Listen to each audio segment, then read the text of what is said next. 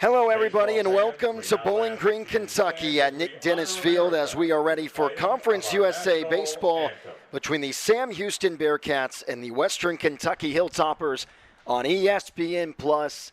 And Matthew Hargrove here on hand alongside my broadcasting partner, Brett Dolan. We've decided to rock with the light blue this afternoon, but, you know, taking a look at this matchup, it started really well for the Hilltoppers yesterday as they were able to get a 6-0 victory, Brett. Yeah, the Hilltoppers struggled a little offensively in the early innings, then got things rolling in mid-innings and had the big 4-run inning and kind of put it away. Well, let's take a look at some of the highlights from yesterday's game, and it all started with the Hilltoppers starter, Jack Bennett, and he was great, especially when he was able to get out of that bases-loaded jam in the first. Yeah, again, Jack Bennett battled through not great command in the early going, but he pitched like a veteran pitcher. He's a junior. He's their leader on the mound, and really got it going in the late innings. Lucas Hartman was also really good out of the bullpen, but things turned in a good way for the Hilltoppers in the 6th inning.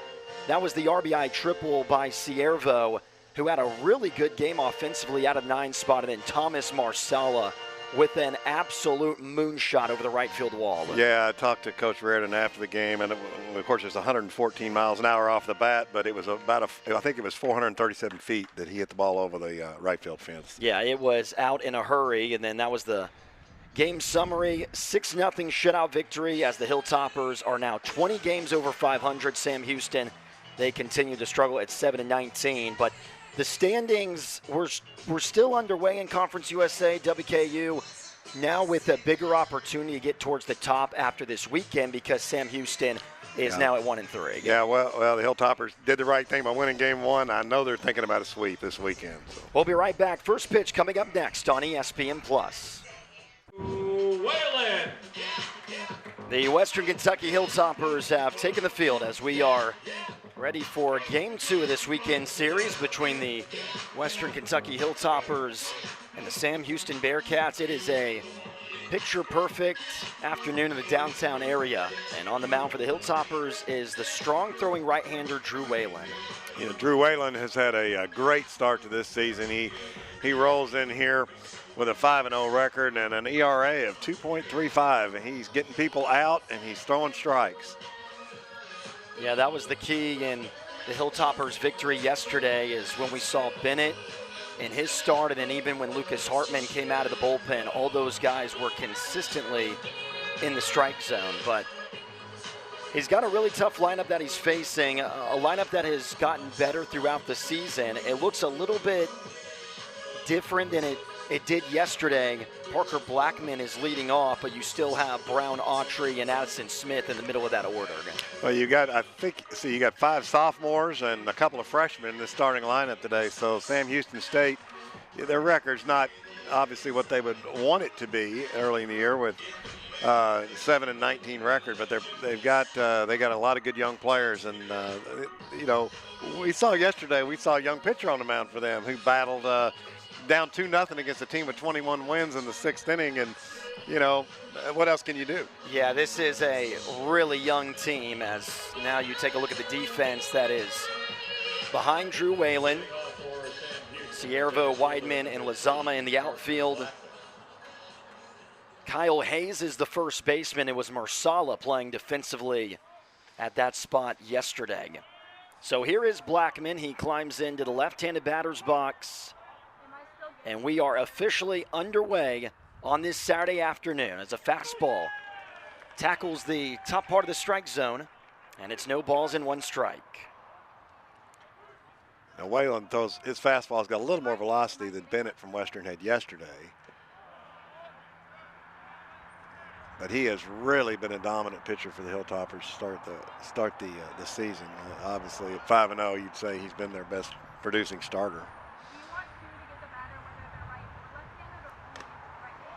He might have had his best start of his entire college career against Kennesaw State last weekend. He went a career-high 5 2/3 innings.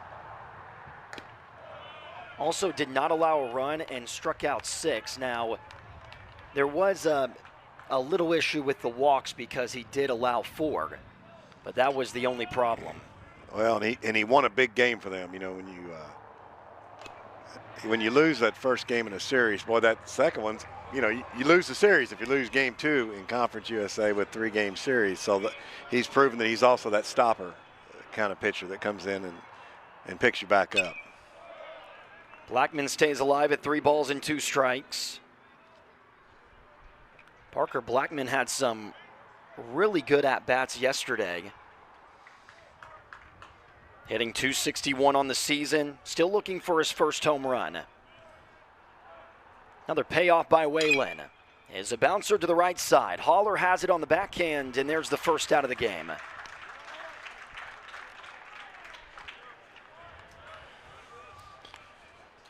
Next up, and with the 4-3 putout, that brings up another really impressive sophomore, Blake Brown.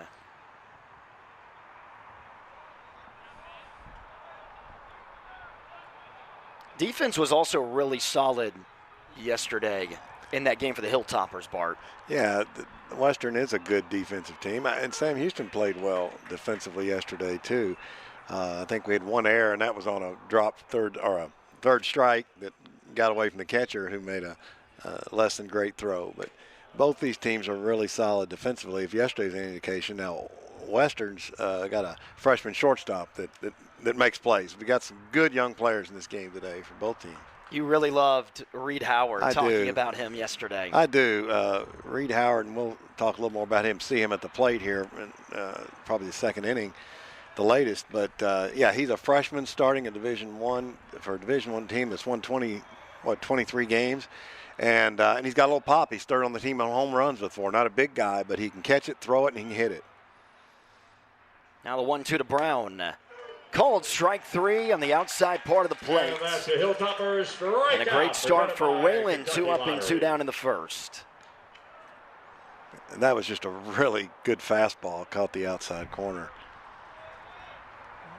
Now batting left fielder number 43. Seems like that is his go-to pitch, at least in the early going. He's been pretty aggressive with it. Now Hunter Autry is up for the Bearkats. First offering misses low and inside for ball 1. Autry is arguably the Bearkats' best hitter, hitting .293 with 3 home runs and 22 RBIs. Bouncer foul. And Autry, he can also run. He's got 8 stolen bases this year in 10 attempts. I'll take that percentage.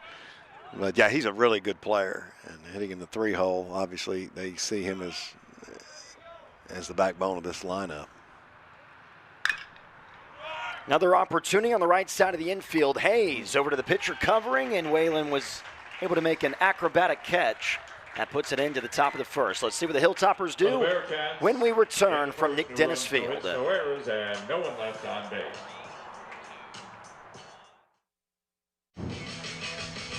Well, to nobody's surprise that has kept up with this Sam Houston team all season long, there is another sophomore that is pitching or on the field entirely for the Bearkats. And starting this afternoon against the Hilltoppers is the right-hander Ryan Peterson. Yeah, Peterson's got a 1-5 record, but again, that's a little deceptive because the Sam Houston, they've played a lot of good teams this year, a lot of Power 5 teams, and they've lost, let's be honest, they've lost a good number of games. But, Peterson, he's got 34 strikeouts in 34 innings, so he can get some strikeouts, and he's got just 12 walks.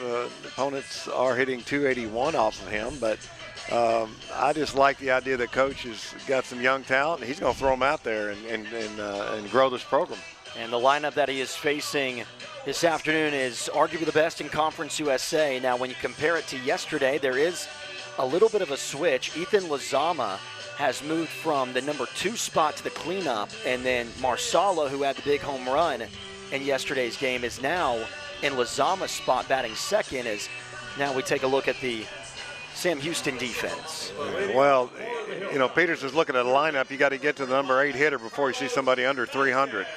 That's an intimidating lineup that Western Kentucky's got right now. That is insane. Now they only had 7 hits. They only got 7 hits last night. They got 6 runs, but only 7 hits. And I know that Coach Raridan at Western Kentucky was pleased with the win and pleased with the shutout, but I know he'd like to have more hits out of a lineup that has produced like it has so far this season. So we'll see what Peterson can do with them today. Yeah, he definitely would, and even though it was a shutout loss for Sam Houston, you have to think that they still feel good going into this game, because in the later innings, it wasn't until that 6th inning is when it really opened up for the Hilltoppers. It was an outstanding game. Yeah, it was anybody's game till that 4-run inning. Carlos Vasquez leading off for Western Kentucky. He was quieted yesterday, but still is having an unbelievable year. .376 batting average and making his 25th start of the season. And a great hitter's count. 2 balls and no strikes. Also out of the leadoff spot, has driven in 22 runs. Well, clearly Peterson's wanting to stay away from Vasquez. I don't blame him, but now a 3-0 count. He's got to come in the strike zone somewhere, unless you throw 4 straight balls on the outside part of the plate. You know, this was a minor issue, but it was a way that the Hilltoppers were able to get the offense going, was through these mistakes. You know, the first run that they scored was because Ryan Weidman actually got hit and was able to steal a couple of bases and made it easy for him to score on an RBI groundout, as now Thomas Marsala is up for the Hilltoppers. He shows bunt, but a pickoff move over there at first. I can't, after that 437 feet home run yesterday, I can't imagine him bunting in his first at bat. That's what I was thinking when he showed bunt. He hit it about 600 feet, and we're going to square one down. Takes a fastball up and out for ball 1. He also had a phenomenal pimp job. Yeah, when he hit the home run. Or it wasn't a pimp job. No, he stared it down. He stared it down okay. I don't think he went over the top, but I probably would have had to take a look myself if I were capable of doing such a thing. Yeah, we were joking because we did the radio broadcast yesterday how if I was able to hit a ball that far, I would have probably tossed the bat over the dugouts in excitement. Mm-hmm. It had been your last at bat for the day. Oh, yeah. Keeping a close eye on Vasquez, which you have to if you're Sam Houston, because the Hilltoppers were really aggressive on the base pass. Yeah, for those who haven't watched Western Kentucky play, the Coach Raridan of the Hilltoppers loves to make things happen. He's going to be aggressive on taking the extra base, stealing bases. And yesterday what we saw was when Kendrick of Sam Houston was really shutting down the Hilltopper bats for the first half of that game. As you say, Western got the Weidman, but got hit, and we're immediately still in second. We're still in third, and that kind of a thing. So that's what Western Kentucky likes to do. Hard on the ground into left field for a base hit, and Thomas Marsala continues to have a phenomenal weekend series. And quickly, the Hilltoppers are in business with second and first, and nobody out for the dangerous Ryan Weidman. And that's a great piece of hitting, because we were just talking about the mammoth home run that Marsala hit yesterday to right field. And there is a left-handed hitter. He just took the ball where it was pitched. It was on the outside part of the plate, and he put it in the gap between third and short. That's just really fundamental hitting. It's the kind of fundamental hitting that Western Kentucky has been able to produce the entire season. On the ground to second, has a chance for 2. There's 1, but Weidman is too quick running down the first base line. So they do get one of the lead runners, but now runners are on the corners for WKU. Nice play by Smith. Going to his left and had to spin to make that throw to second. Now, Lozama, of course, he led the Western Kentucky team in home runs last year. I think he hit 9 home runs last year. And then once again, I mean, it's a tough lineup. I mean, you just got to make good pitches and hope they're hitting it at people. Ethan Lozama had a 6th-inning double in yesterday's game. Look over at first, and you especially have to keep a close eye on Weidman. We already mentioned it. He had a couple of steals yesterday. And he's 21 out of 25 for the year. The 21 steals are the most on the team. Pickoff throw hits off the umpire. Vasquez breaks for the plate and he's safe. So that will undoubtedly be an error on the pitcher, and it leads to a 1-0 Hilltoppers lead. You know, the Bearcats got a break there, but the ball hitting the umpire, they actually had to play they certainly would not have had otherwise. But Vasquez is going regardless. You're exactly right, though, because Weidman would definitely be at second, maybe even at third.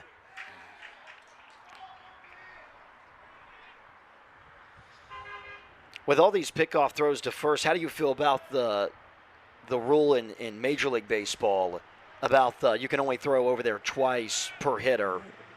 Yeah, that's probably the one rule change that I'm not a huge fan of. I mean, it doesn't change the world for me, but I like the pitch clock. I like the size of the base, but you know, the pickoff piece sounds a little gimmicky to me. But I understand the logic behind it.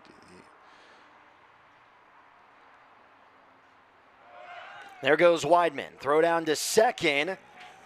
Off the glove and into shallow center field. Weidman has to get back, and he's barely able to get there in time.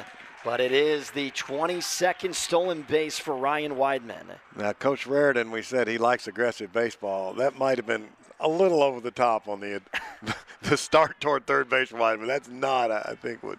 Well, in his defense, I actually, when it bounced off the glove of Martinez, I did think that it was going to go a lot further into the outfield.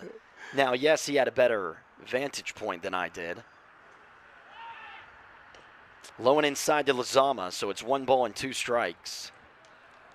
Well, the pickoff rules are just another form of speeding up the game, which is the main reason why the pitch clock was implemented. And you know, when it first was being used in Major League Baseball, obviously a lot of people were unsure of it, but it seems like it's really worked out. I think the pitch clock.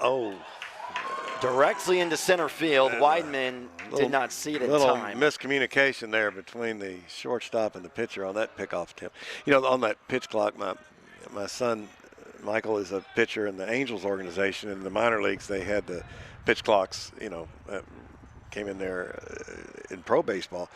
And after it was implemented, it was just a few months at best, and you just really don't see that many pitch clock violations. The pitchers have adapted well. Throw down to third, and he's out. So maybe a little too aggressive as the final out of the bottom of the first inning comes at third.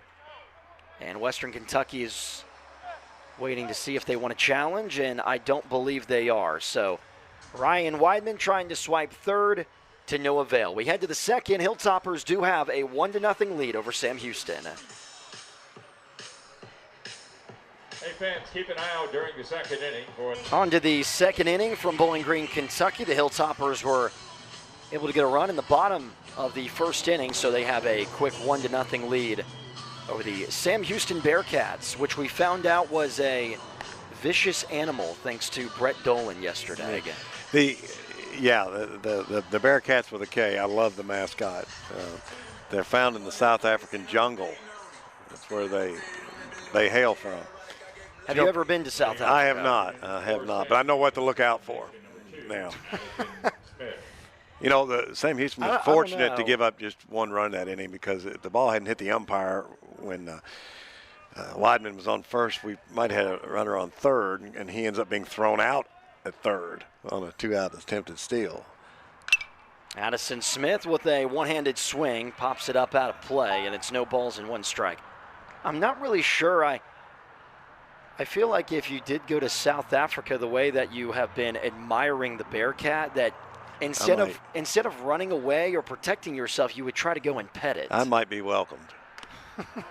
Maybe they will adopt you into at least I'm giving them a little pub. Their colony or what. I don't even know what I'm trying to say. 1 ball and 1 strike to Smith. It's Smith, Frandon, and Dean that is due up in this inning. Hot shot down the left field line. That gets through for a base hit. Big turnaround first. They'll stop him there as Siervo was able to get it in quickly, but it is a leadoff base knock for Sam Houston. And that is what Sam Houston needed. They obviously struggled offensively yesterday, and to get the leadoff single is really, really important. Brings up Ryan Frandon, who is currently one of the hottest hitters in this lineup for the Bearkats.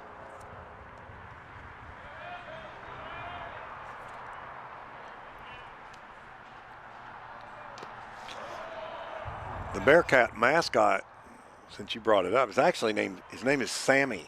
And they had a live Bearcat that used to attend a lot of events at Sam Houston back in the 60s and 70s, I think. And so there's actually been one on campus. And but Sammy, and there's an award ceremony at Sam Houston State University, which also has a number of really, really strong academic programs.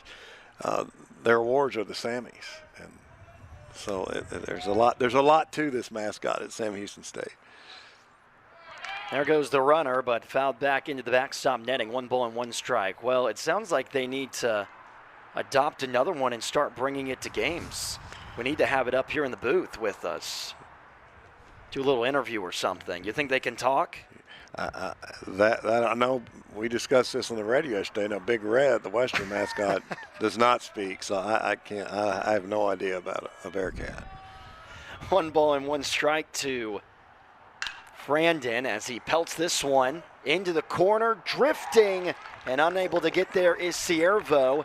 It bounces into the bullpen, so a ground rule double, and that was very similar to what we saw in the first inning of yesterday's game when there was a runner at first, line drive down the left field line. It ended up a ground rule double, and it actually helped the Hilltoppers get out of the inning. Yeah, that was a fastball that Whalen got up, and it just got hit perfectly, hit it where it's pitched. And ball was tailing away from the left fielder, Ciervo, and took a big old hop into the bullpen. But again, it probably kept him from getting a run in.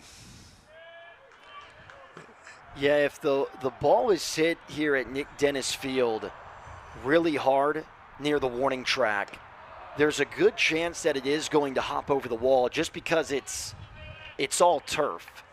So it's going to have a better bounce when it lands compared to if it was an actual warning track or if it was a grass outfield. Swing and a miss, nasty pitch by Whalen.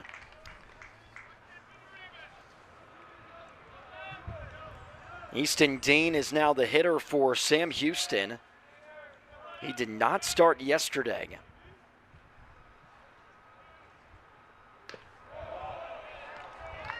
Dean is just a freshman catcher playing in his 11th game of the year and making just his 3rd start. Well, I think Sam Houston wanted to shake it up a little bit down the lineup. They just had to get some offense going, and so far it's working for them. But these are the situations that they have to capitalize. Even when it's a close game, it felt like at the time you just knew it was going to come back to bite them, especially when playing on the road. 3-1 misses inside, and that loads the bases, but it just seems like when they weren't able to capitalize when they had the bases loaded in the first inning against Bennett yesterday, just the way that Bennett has thrown all year, you pretty much thought that was the only chance that they were going to get. Well, Bennett's got an ERA now of under 1, so yeah, when he gives you an opening like that, you pretty much have to take advantage of it, and the Bearcats just couldn't quite do that yesterday. Keegan Demmer now belts it foul over our heads behind home plate, and it's no balls and 1 strike. So already Drew Whalen is being tested in the 2nd inning after a really smooth first. Comes set of the belt, kicking the pitch. Well behind that fastball, and it's 0-2. That's probably the best fastball he's thrown today. Just really got that one by the hitter at the letters. Looking for a massive punch out, and he has it. Same pitch. And there's the Hilltoppers strikeout presented by. Yeah, got him with that fastball up and in. Still has 2 more outs to get, but that is a phenomenal start. Yeah, now obviously that double play ends the inning. So a good piece. Whalen was missing down, if you noticed, on the hitter before, and he decided to elevate on the fastball there and got the swinging strikes. Here's now Nottleman. Breaking ball down the heart of the plate for strike one. So this is another massive change in their lineup. Nottleman was the leadoff man last night and has been moved down to the 8 spot, but maybe it brings a little bit more depth overall 1 through 9 for this lineup.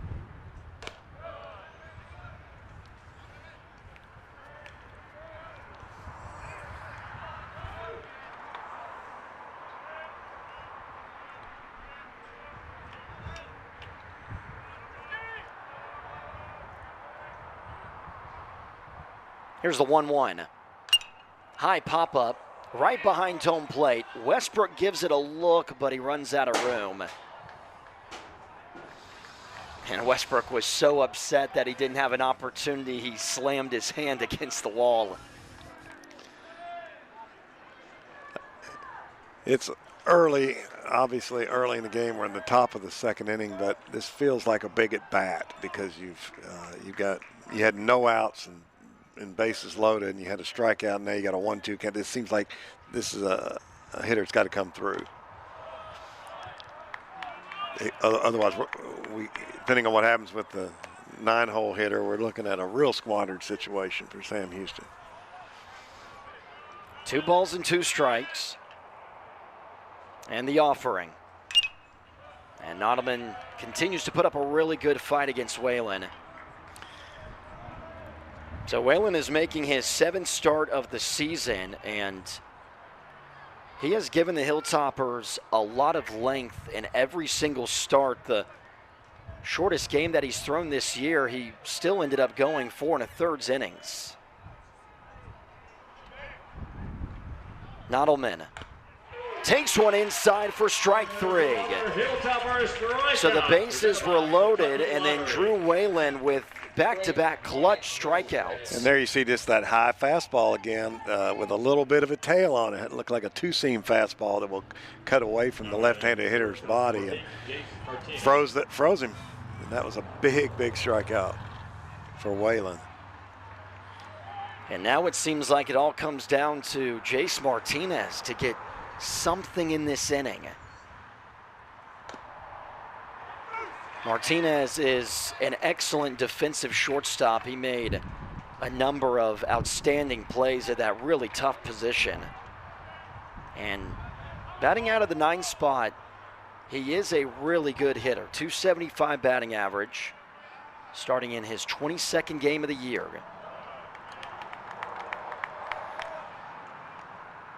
This is also another move, which it's not surprising they've made a ton of moves in their lineup. When you're shut out, you have to do something different.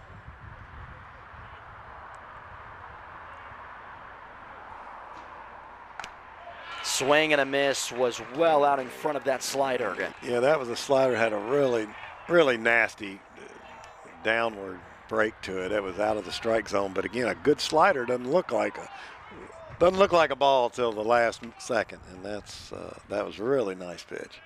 Now look for the fastball here. 1-2 by the right-hander, and Drew Whalen comes all the way back, bases loaded with nobody out, and he picks up 3 straight strikeouts. And again, Hilltoppers. And again, he got the fastball, that up and in fastball. Good pitch. On to the bottom of the second, Hilltoppers up 1-0. 4, 5, and 6, 2 up offensively to begin the bottom of the second inning for the Hilltoppers. Thanks for joining us on this Saturday afternoon. It is a great day for some baseball. Matthew Hargrove here on hand alongside my broadcasting partner, Brett Dolan. They have us in the club suites announcing this game, and I am as comfortable as I'm going to be all year. Yeah, well, I mean, we deserve this, don't we? I mean, we should. I guess I thought being in the club suite we would get some room service or something. Well, it's early.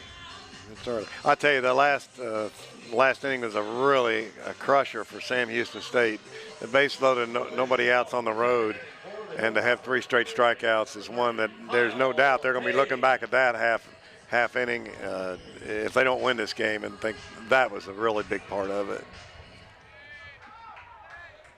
Kyle Hayes is leading off for the Hilltoppers. He's the first baseman this afternoon. Watches a fastball blow right by him for strike 1. Yeah, what a terrific inning. And this game, after what we saw, you just feel like it's now shaping up like Friday night's game. It was pretty much a deja vu moment. You know, Sam Houston had the bases loaded in the first. They weren't able to score, and then the same thing happened with Whalen. Belted into left center field. This is headed for the gap, and it lands off the wall. Hayes is rounding first, and he's got a stand-up double. Got too much of the plate with that one, and you know, getting the gap here. It's a fast turf too, and anything hitting the gap is probably going to get to the wall. And here you see right down the middle of the plate, and he got it right on the barrel. And it didn't look like an awful pitch by Peterson. It was a slider that was low and away, which there's another pitch where he is continuing to stay low and outside to righties, or trying to do so. Joe Ciervo now the left fielder.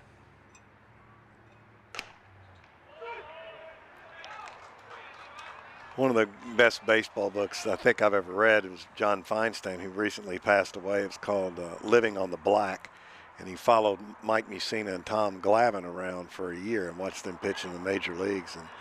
And the interesting part of it was that those were 2 pitchers with completely different styles of pitching.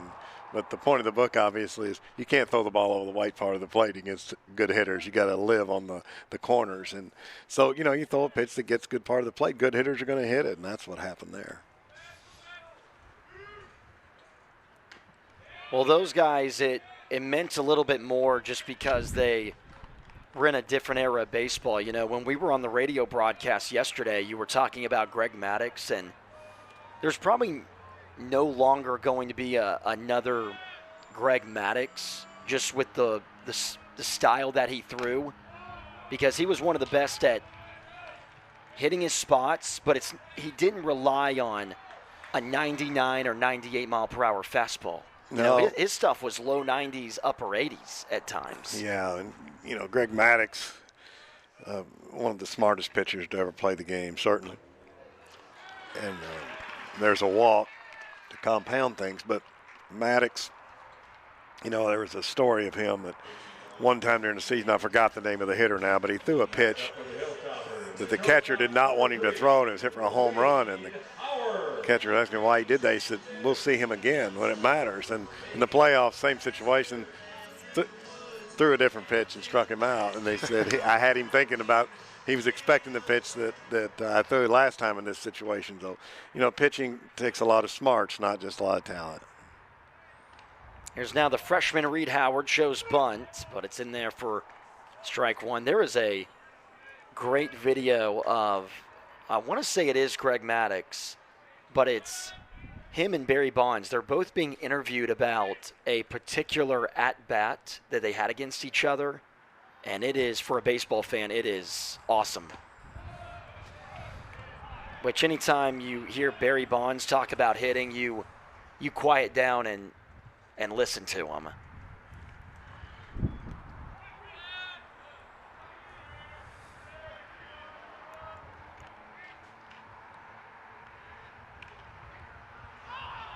Pickoff move to second.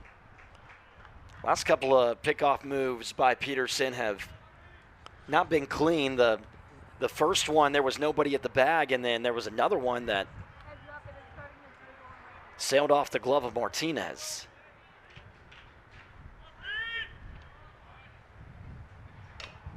Howard gets it down, but a foul ball. Was almost a great play by Dean. And obviously this is the perfect bunt situation. And runners on first and second with nobody out, and a guy can handle the bat, and Howard up there. But nothing drives a coach crazier than fouling off sacrifice bunts. Well, now you have to wonder if they're going to keep the bunt on. Howard does show, pulls it back, swings away, backhanded by Brown, steps on the third base bag across the diamond, and it's scooped up by Frandon. Really nice play by Frandon. Hard hit ball, good play at third, and a really nice scoop by the first baseman, Frandon. And thankfully Howard, who Now batting the catcher, number 4. it looks like he tripped over the heel of Frandon because Frandon didn't have his foot properly set on the bag. But thankfully Howard was able to get up after tripping. But yeah, really nice play by Brown, and quickly there's 2 gone. And that brings up the catcher, Anthony Westbrook. Big cut, but it's out of play. No balls and 1 strike.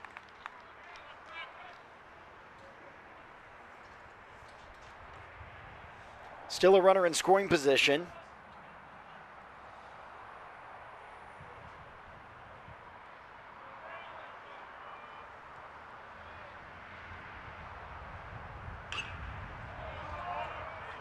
And now no balls and 2 strikes to Westbrook. That was a really nice, looked like a almost 12-6 slider there from Peterson. And now he's got a situation, he's 0-2. He was sitting there looking at a real jam with runners on first and second and no out, and here he has a chance to get out of it. Just misses high with a breaking pitch. 1 ball and 2 strikes as a very, very light rain is starting to fall in Bowling Green. It's been about partly cloudy to overcast skies for the entire afternoon. And Westbrook continues to fight. 2 balls and 2 strikes. Anthony Westbrook is batting just .154. No home runs, just 1 RBI, but if he's able to get one into the outfield turf, should be RBI number 2. Popped up, this one drifting, and another foul ball by Westbrook. Actually, this is Holler now. I think Westbrook had grounded into the double play. And Holler is a real... No, we got Westbrook. Is this Westbrook? We got Westbrook. Yeah, you're right. I'm way off. I'm trying to live ahead of myself. Strike 3 on the inside corner. Holler will be up when we return, though. There's a jam to get out of. So now we've seen 2 half innings in a row where the pitchers have really bailed themselves out of tough situations. We'll be right back from Bowling Green. Drew Whalen is back on the mound for the Hilltoppers, and he was able to get out of a huge jam in the 2nd inning. Yeah, that's one of those momentum turners, big time. Bases loaded, nobody out, and not just 3 outs in a row, but 3 strikeouts.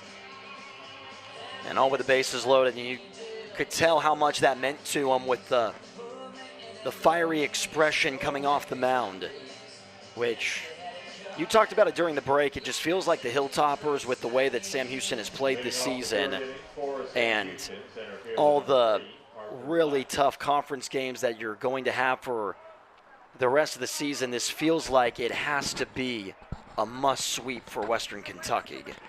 Well, when you're playing at home, you have to win your home series to have a chance to win the conference. You just can't lose home series. And then when you get a situation where you're playing a team that maybe is struggling a little bit and you get up, you really need to finish it off. And so this game, these next 2 games, I think for Western are really critical if they want to chase the title. No balls and a strike to Blackman, the center fielder. Goes down and out of the strike zone. It's now 0-2. Well, the Hilltoppers have been maybe the best team in the country at playing at home. Swing and a miss. That's 4 straight punch-outs for Whalen as Westbrook makes a really nice throw to first base. If you were watching or listening to the game yesterday, the game did not end as you would think, because there was a strikeout to end the game, but it was dropped third, and Westbrook didn't have a good throw to first, but then he was able to do it over because then there was another strikeout, and he had to throw it down to first again, and he eventually made the play.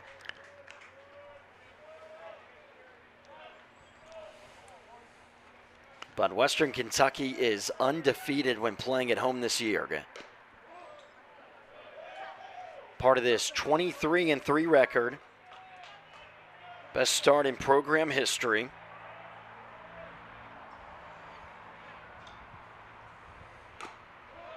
Even before last weekend, WKU had won 15 games in a row, which was the second longest winning streak in their program's history.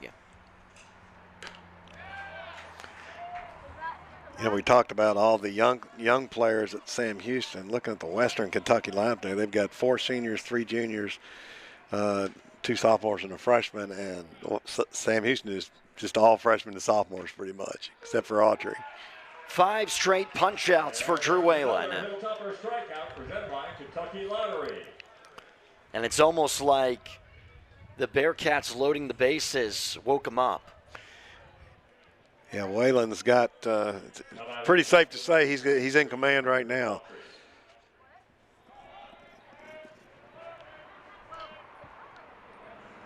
There's now the left fielder, Autry.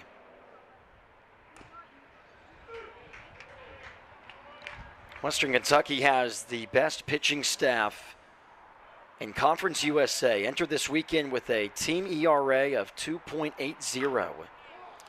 Also has the best batting average at .332, which is not really shocking when you take a look at the batting averages, especially 1 through 5, and you have a guy hitting over 400 in Ryan Weidman. Well, when you're hitting .330 and your ERA is just over 2, you ought to be 23-3. Yeah, you also have Bennett, who's got an ERA under 1. Yeah. That's just insane.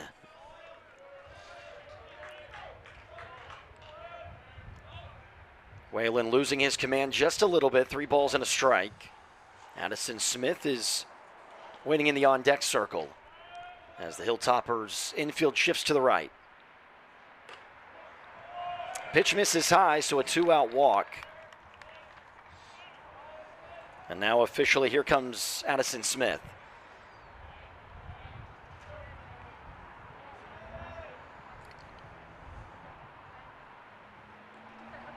Second baseman number 2. Western Kentucky did not pick up their first loss of the year until February 24th. They had to go on the road and play Murray State. A little bit of a rivalry game, but in defense of Western Kentucky, it was a weird game for them because it wasn't initially scheduled. It was a late game that both coaches decided to play because of all the rainouts that were happening early on in the season. The weather was just abysmal, so they decided to have a late edition Monday game. And actually, Western Kentucky had to travel to Murray State. The bus thought that it was picking up Murray State. So the bus got to the school late. High pop up near the dugout, but Vasquez turns back because it lands in the seats. So they had to wait a couple extra hours at Dill Arena, twiddle their thumbs, find a way to entertain themselves, have a snowball fight. I think it was snowing at the time or whatever they were doing. And then immediately got off the bus and was 45 minutes until first pitch. I don't know how you score that. Is that an error on the bus driver? Is that how that's recorded? I guess yeah. Yeah, it'd have to be. Just right. I probably should have wrote that to begin my scorecard on the day. And still they were able to play in extra innings. So they had all that chaos, and then you have to play 3 extra innings, and still only lost 2-1. You know, the Hilltoppers had that great non-conference start, but then went and dropped 2 out of 3 on the road to Kennesaw State to open Conference USA season. And, well, you know you're going to lose some games, obviously, during the conference season. That might have been a little wake-up call for the Hilltoppers that, you know, once the conference season starts, in a lot of ways, you're 0-0. On the ground up the middle, there's the freshman Howard. He goes the short way, and that ends the top of the third. Hilltoppers still up 1-0 We'll be right back from Nick Dennis Field. You're watching Conference USA Baseball on ESPN+.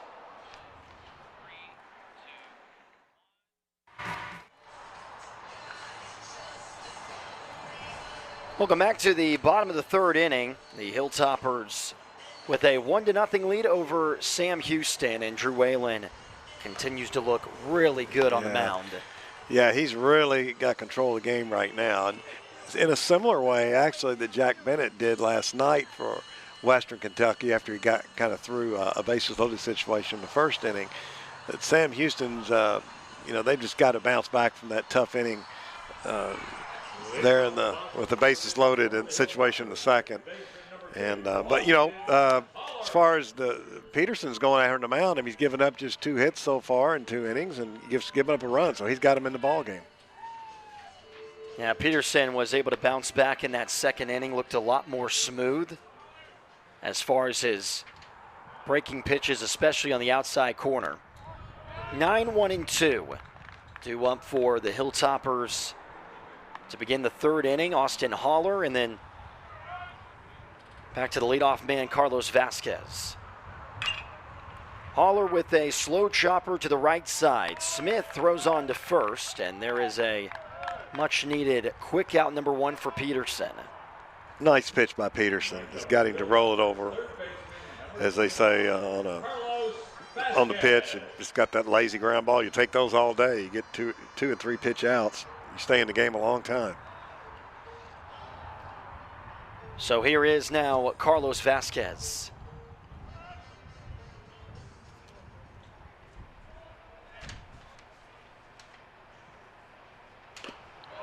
Swing and a miss for strike 1.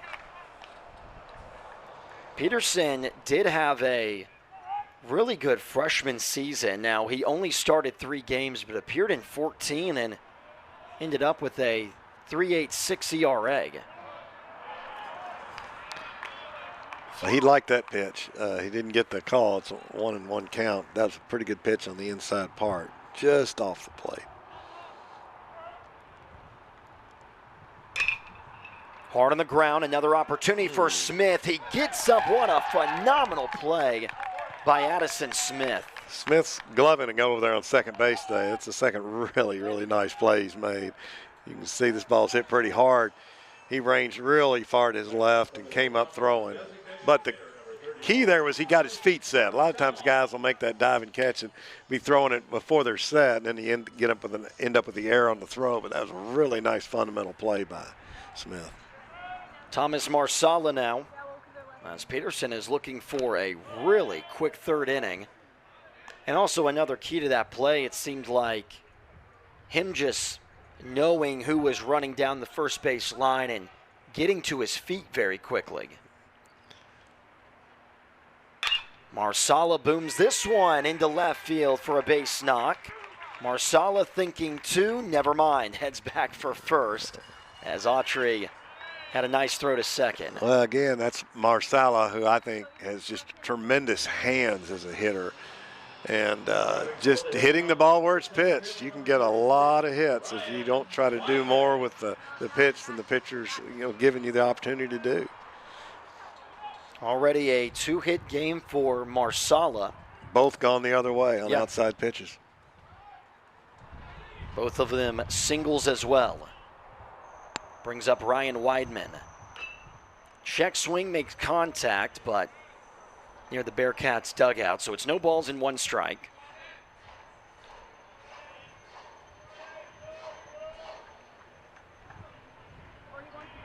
Now Peterson, very different than the starter yesterday for the Bearkats and Hendricks as far as getting strikeouts. And that has been an issue for the pitching staff this year for Sam Houston, is they don't get a lot of swings and misses, but for Peterson, he's not one of those issues. Coming into this game, 34 strikeouts over 34 innings, so averaging a strikeout per inning, that's pretty good. On the ground into right field. Back-to-back, 2-out singles for the Hilltoppers. Peterson went in on the first pitch and got the foul ball away with a slider out on the second pitch, and then that one got over the plate. and Weideman got the base hit. You know, once again, it's just a little bit of a mistake getting the ball too much over the plate to really, really good hitter in Weideman. And it gets a lot harder because now he has to face Ethan Lozama with second and first now. Lozama with a monster cut. Yeah, that was a nasty slider he just threw right there. The bottom fell out of that pitch. Really good start-off pitch because you're right. Lozama was thinking about going to the downs with that swing. Really fooled him. Lozama takes one low and inside that actually got a piece of him. Peterson tried to come back with the identical pitch and just got that one obviously way too inside. So now, just like that, it's starting to get out of hand for Peterson. He got the 2 4-3 putouts in the blink of an eye, but now single, and a walk loads the bases for Kyle Hayes. Yeah, and you can see the slider, identical pitch, just about 4 inches left. Kyle Hayes had a really nice double the last time that he was up, was able to sock it into the left center field gap. Takes a slider at the bottom of the zone for strike one.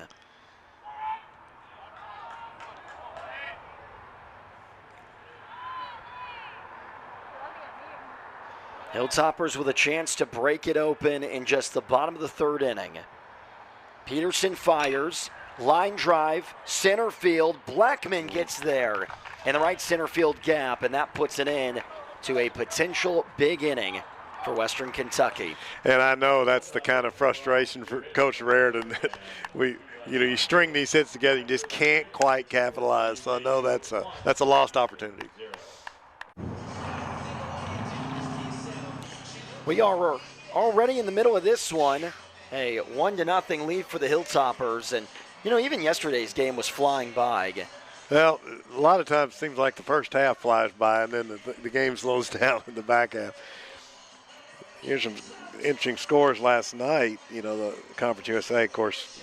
Yeah, what do we have go on the Well, in addition to the Western Kentucky 6-0 shutout of Sam Houston State, and Middle Tennessee beat Florida International 12-8. Liberty and Jackson State went extra innings. Liberty won that one 9-8. Dallas Baptist beat New Mexico State in Las Cruces 14-7. All those teams are playing today. In addition to Dallas Baptist, in addition to Kennesaw State and La Tech are playing. I really appreciate you doing that scoreboard update. I'm just here to make you look good. Ryan Frandon is leading off the fourth inning for the Bearkats, so it's 5, 6, and 7. Sam Houston has really struggled in the early going of games.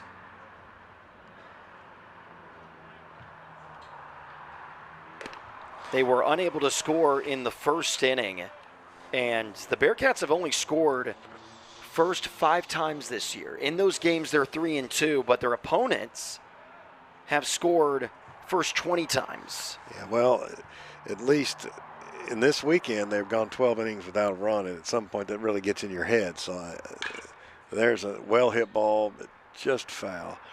But, the Bearcats just really need to get something going. They need to, if they can get some base runners, get aggressive, make some things happen. Well, they also have been outscored 54-22 within the first 2 innings this year. So when you're on a team that is really struggling overall as far as your record and you get down early, it's just, I have to imagine it's hard to find that fire or that feeling to come back as Wayland has another punch out. Well, but again, we've talked about this a lot today, but it's worth talking about. The number of young players Sam Houston has. This is a program with a rich baseball history going back to when they were in NAIA, were won a World Series, and a few others, and they've been to the NCAA Division I baseball tournament double-digit times. This is a really good program, which I believe they're right around 2,000 wins in their history. So this is a really good baseball program. Coach knows what he's doing. Fouled off by Dean, out of play. No balls and 1 strike.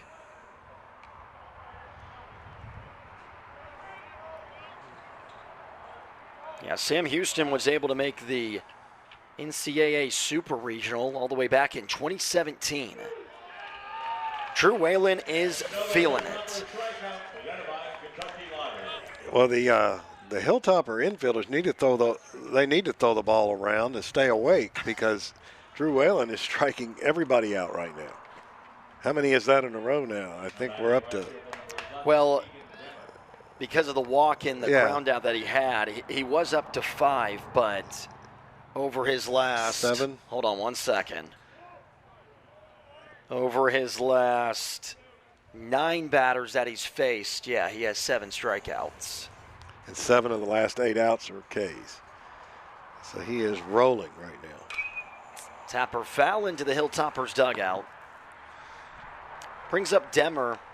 Demmer played in his first game of the season back on Tuesday against the Texas Longhorns. This is actually his first start of the year.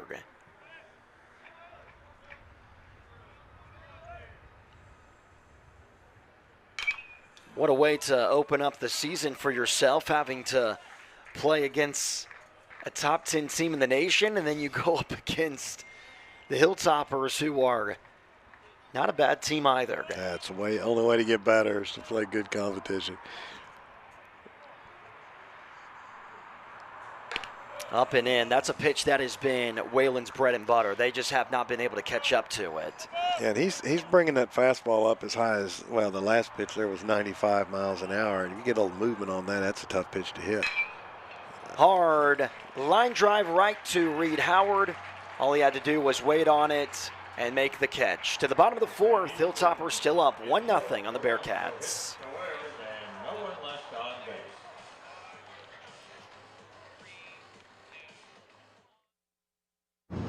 There is everybody's favorite mascot, Big Red on the right. He is joined by Roscoe, who is the mascot of the local minor league team here in Bowling Green, Kentucky, of the Bowling Green Hot Rods. Yeah, Big Red is one of the nation's most popular mascots. And Roscoe, of course, is a local hero here in Bowling Green. Well, apparently you said that they can talk. I said mascots can talk because I didn't say they were allowed to talk. We got into this debate last night. Big Red, though, is a mascot of honor and never says a word. Yeah, Big Red is one of the best.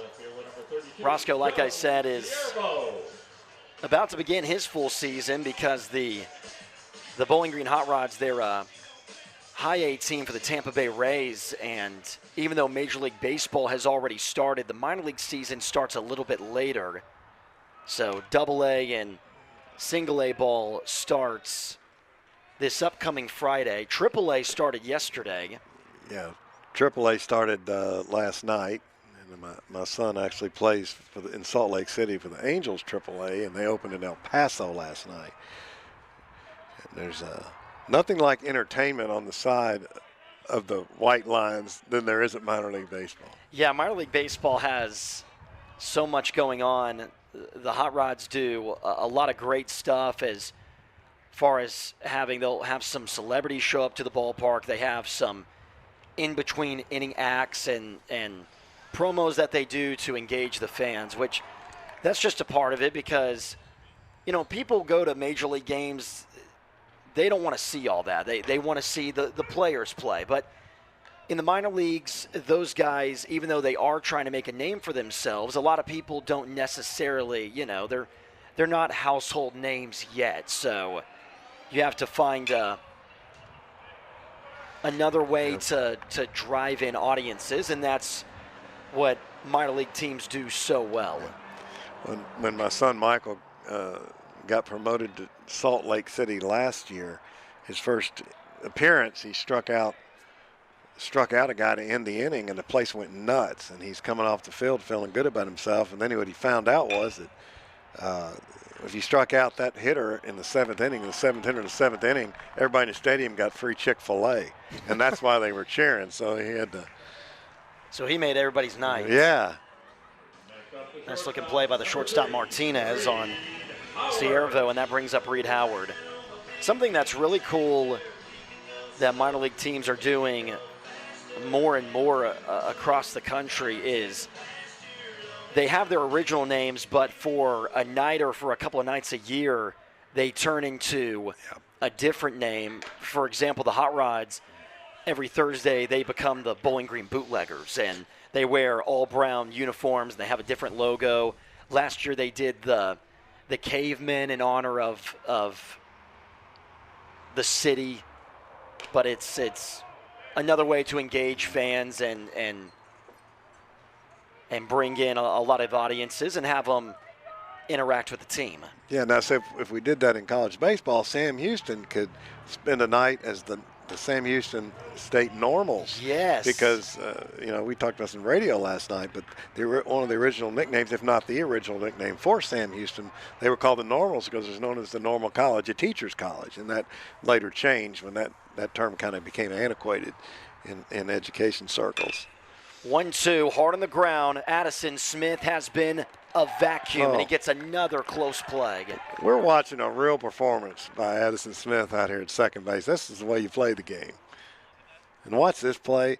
Again, going to his left, gets set, makes the play. A little bit low of a throw, but Frandon with a perfect pick. Hey, that's why the first baseman's there, to let the second baseman make great plays. It's the second nice scoop that Frandon has had in this game. He has. He's playing really well over there. So with 2 away, that brings up Anthony Westbrook. Not surprising that Peterson has been able to come into Bowling Green and thrown a nice game. Last week against La Tech, he ended up going 7 innings. So he is pitching some of the best baseball of his entire season right now because he did come into play with over an ERA of 5. Line drive hangs high enough for Autry to come in and make the catch. 1-2-3 goes the Hilltoppers. We head to the 5th inning. 1-0 Hilltoppers over the Bearkats.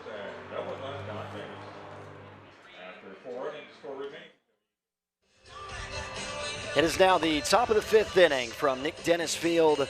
A 1-0 lead for the Hilltoppers. We got some action in the first inning, but other than that, it has been a really nice pitching duel between Drew Whalen and Ryan Peterson. Yeah, both of them have been in the jam at least once, and except we've got 1 run on the board, so we're seeing some really good pitching, and I distinguish pitching from throwing. These guys are moving the ball around and getting hitters off balance and keep giving their teams a chance to win. That's what pitchers are supposed to do. Bottom of the lineup is starting off this inning offensively for the Bearkats. 8-9-1 is officially due up against Whalen. First pitch, backdoor slider that slithers to the strike zone. No balls in 1 strike. Nodelman is 0 for 1, had a backdoor strikeout against Drew Whalen. Out of the windup, the pitch, and I don't know how that did not get a piece of Nodelman. Looks like it went through the 5-hole. I'm not sure how that missed him. That was a back foot slider that almost got the back foot.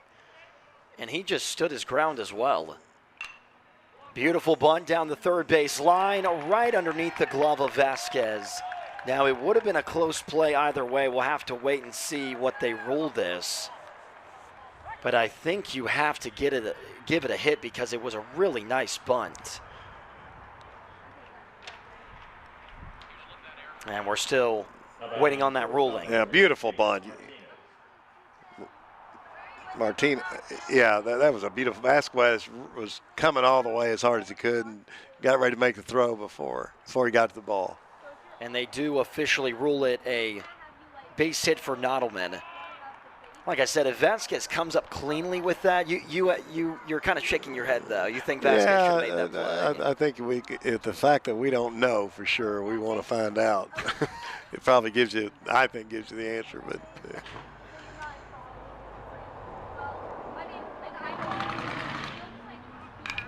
Another bunt, first base side. Hayes puts the tag on Martinez for out number 1, but now Sam Houston playing some small ball, and they're rewarded by putting the tying run in scoring position. Yeah, another great bunt. He went almost all the way to the dugout to avoid that tag. But this is smart baseball by Sam Houston State. They're not getting the kind of hits to generate runs, and so coach is saying, hey, let's go do what we do really well, and that's put the ball down, make them make plays, and see if we can't scratch across a run or two. Now let's see what the freshman Blackman can do. He's 0 for 2, does have a strikeout, which seems like everybody has a strikeout today against Whalen. Breaking pitch down the heart of the zone for strike 1.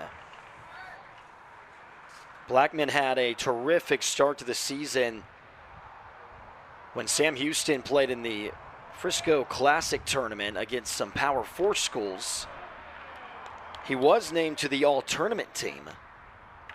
So it says a lot about the kind of year that he is having. Has worked his way to being a starter at just a freshman and also being in the leadoff spot for conference games now. Blackman with a tapper foul into the first base coaching box. And it's 1 ball and 2 strikes. Let's see what Whalen does here. You know, he's really had some success with that high fastball with 2 strikes.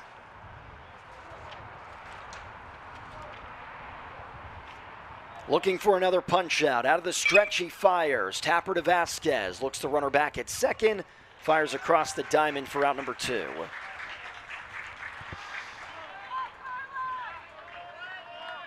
That'll make Vasquez feel a little bit better about himself, even though overall he is an outstanding defender. Oh, absolutely, and I gave him a hit on that. Of course, he wasn't giving him there. But I think if you asked Whalen if it was a hit, he would tell you no. Well, yeah, that's. I'm sure even if you asked Vasquez if he should have made that play. We're giving Vasquez a hard time. He's a great player over there, and I think he would tell you he'd love to have that play over again. I believe he thinks he can make it.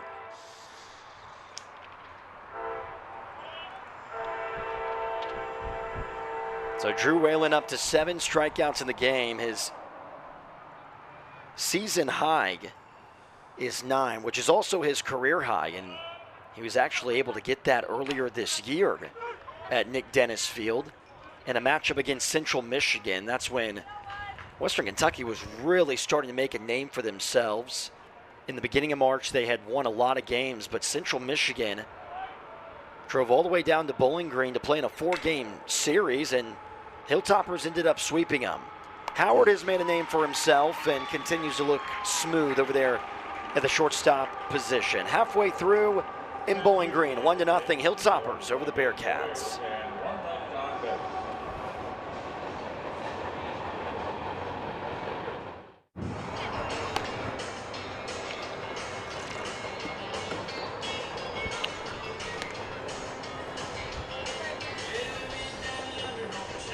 We are now halfway through from Western Kentucky University.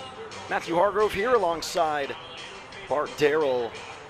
It is a beautiful day on campus. There's a lot changing on this campus. Down the left field line, they have the new facility that's being built that's going to host the new weight room for the Hilltoppers. Mark Raridan is getting a new office, which he is really excited about, but state-of-the-art facilities are coming for this Hilltoppers baseball program. Well, that's a lot of the name of the game now in college baseball, particularly with the NIL and the transfer rules. You have to have a lot of, as they say, bells and whistles to attract the best talent, particularly if you can't compete with the Power 5 schools, let's say, on the NIL.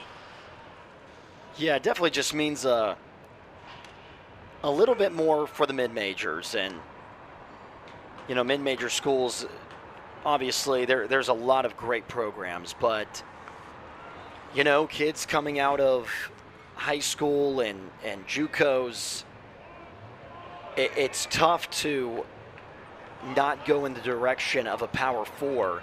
And it's not only because of the facilities. Yes, the facilities overall are better, but those are the games that a lot of people are mostly watching. Haller on the ground to first, but barely foul. And especially, you would say, maybe Major League scouts, they're watching those games a little bit more because that's where the quote-unquote better talent is. Yeah, the fear, of course, and you're in I hate that terminology, but if you talk about a mid-major and you have a freshman, like say there's a freshman at Sam Houston who has an unbelievable year, does that mean that they're going to be recruited all over again by, Power 5 schools away from Sam Houston? And then, if you can't compete with the NIL, what are your facilities? Are your facilities enough to keep somebody there knowing they're going to be in the lineup every day versus, maybe not at a Power 5? But it's a different landscape, and I hope we can work through it and keep college athletics the way it has been. So Austin Haller grounds out to third. Back to the top of the lineup for Carlos Vasquez. For the Hilltoppers, third baseman, number 21. Well, it has Vasquez. reached that point, or it feels like it has reached that point, and you see it in football and basketball too.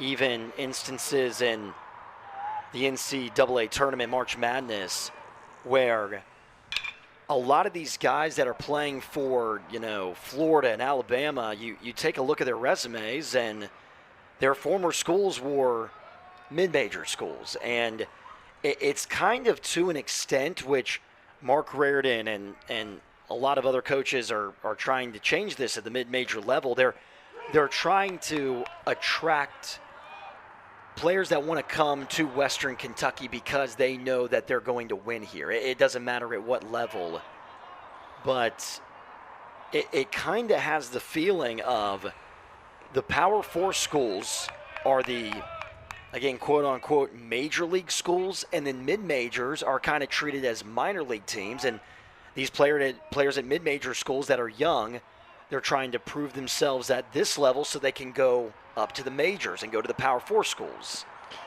Yeah, I think the thing to keep an eye on may be the year 2030 when the NCAA basketball tournament's TV contract expires. And then I think that's what a lot of this conference shifting right now may be, schools trying to position themselves to be in those Power 4, whatever it may be at that point, to separate completely from the NCAA and do their own thing. And I don't know that. That's just one of my speculations. I really do not want to think about 2030. I will not be an age that I like. On the ground to first. Nice play by Frandon. And 2 up and 2 down. I tell you, Sam Houston is hanging around here. And these are one of those games that if Western Kentucky is not careful, they've squandered some opportunities to take the big lead like they did last night, and all of a sudden you can find yourself in a one-run game in the 8th. So Sam Houston's doing what they need to do to hang in there. They just have got to generate, obviously, some offense. Let's see if Thomas Marsala can stay hot.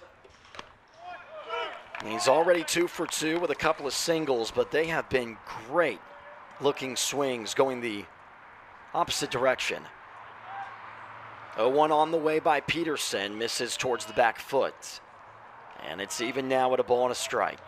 If I'm a pro scout watching this game, and there certainly are some here today, I'm really watching Marsala, this the way he handles the bat. It's not just that he can hit it a long way, it's that he can move the ball around the field. And then when you get at the pro level particularly, everybody you see is a great pitcher, and you're going to have to be able to do that. It's not enough just to be able to hit the ball hard or pull the ball or hit home runs. He also has a great presence about him in the left-handed batter's box. Slow roller. Peterson, the pitcher, has it. It's a strong throw to first, and the right-hander continues to look really good. On to the 6th. Hilltoppers up 1-0 on the Bearkats.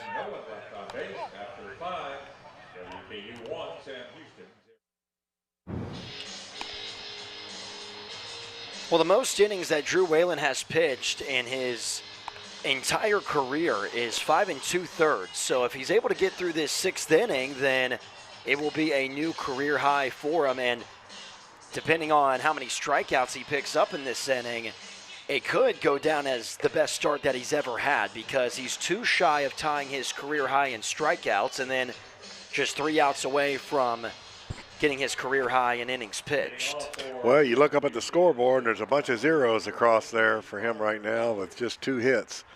So he's got his pitch count's not very high. He's got a chance to go a little ways if he keeps doing that. Does have to face off against the middle of the lineup, Autry, with a massive swing, but he comes up empty, and it's 0-1. So far for Autry, he is 0 for 1. Does have a ground out to first, and then has been able to work a walk. Straightens out his knees to avoid a pitch inside, and it's 1 ball and 1 strike. After Autry, it'll be Smith, and then Frandon is waiting in the hole. Beautiful spot on the inside corner, and it's 1-2. It's a 92-mile-an-hour fastball on the inside, and Whalen is he's now up to 83 pitches. So with a quick inning, they may let him go. 8 strikeouts now for Drew Whalen. He is in some kind of zone right now. Ever since he was able to get out of that bases loaded jam in the see second. that ball, nice slider on the outside corner, late breaker too. Obviously, you want those pitches to break late so the hitter doesn't have a chance to adjust the hands. Another 81-mile-an-hour bender. Drew Whalen grew up in Franklin, Tennessee, which is about 15 to 30 minutes south of Nashville. Belted to deep center field, but Weidman looks up into the sky, makes the catch for out number 2. So that officially ties a career high for Drew Whalen, 5 2/3. And it's just 1 out away from going the longest that he's ever been in his college career. And doesn't seem to be anyone warming up in the Hilltopper bullpen. So I think they're going to see how far Whalen can go today, maybe. His pitch count is climbing. He's at 86. Not the worst thing in the world. Line drive, shallow right center field. Coming on is Weidman. He can't get there. It drops right in front of him. And Ryan Frandon has just the 3rd hit for the Bearkats today. So he didn't hit it really hard, just hit it in the right place. And I do have to say that they actually, that last play with Vasquez involving the bunt single, they did change that to an error. So I think that's the right score. There you go. I was about to say, Vasquez can't be happy, but I hope he doesn't blame it on me. Well, I was not lobbying for the error. You're not obviously you're not happy, but you have been perfect this weekend. I've had a good weekend on reviews and now official scoring. Yeah, the reviews, you were pretty sharp. What was it? I mean, I think were like 3 for 3. I was 3 for 3 yesterday. Easton Dean is the batter now for Sam Houston. And everybody's got to be bragging about something. A nice pitch there, 91 miles an hour, down and in. He set him up again. Let's see if he goes back with this high fastball or tries that slider again. Needs just 1 more strike for a new career high in innings pitched. Fires to the plate, and he's got it.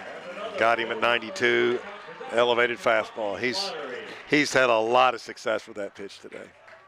Drew Whalen has been unbelievable. To the bottom of the 6th, still a 1-0 lead for the Hilltoppers.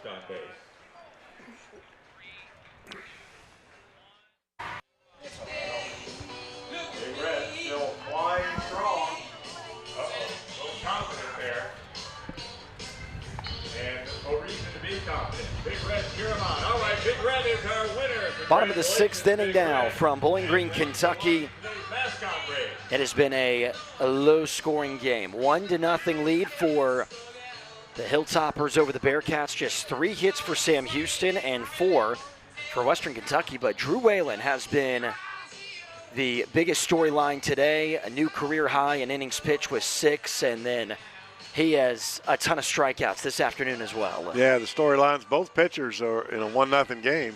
There's not a whole lot of hitting to talk about, but both teams have had chances. Western's had maybe a couple more, but nobody's been able to take control of the game offensively. And let's see how much each of these pitchers has left in the tank as we head down the back part of the game. It'll be Ryan Weidman, Ethan Lizama, and Kyle Hayes, who is due up in this inning. And time is called because Big Red and Roscoe are still on the field. So as much as everybody would love to see them grab a glove and try to play center field, they're going to have to make their way to the exits. I'm surprised the umpires didn't throw them out. They may have. They're both heading out to the patio. The Big Red was just ejected. Does that ever happen, a mascot being ejected? That's a really, really good question. There's some light throwing going on in the Bearcat bullpen. Nothing in Western Kentucky's. Soft ground ball to Martinez. Fields on the run, low throw, and it gets by Frandon. Well, Frandon's made a bunch of plays today. He couldn't quite make that one. That was a tough play. And you'll see the ground ball, the throw just kind of really went low, bounced about 8 feet in front of first base. And tough play for the first baseman. Well, Martinez has been pretty active as well. Yeah, he's had a good game. So that was a rare bad throw by him. Leadoff errors and leadoff walks usually come back to bite you, so we'll see if that holds true here for Sam Houston. And it's possibly the worst time to happen because now you have to go through the middle of the lineup with nobody out and a runner at first.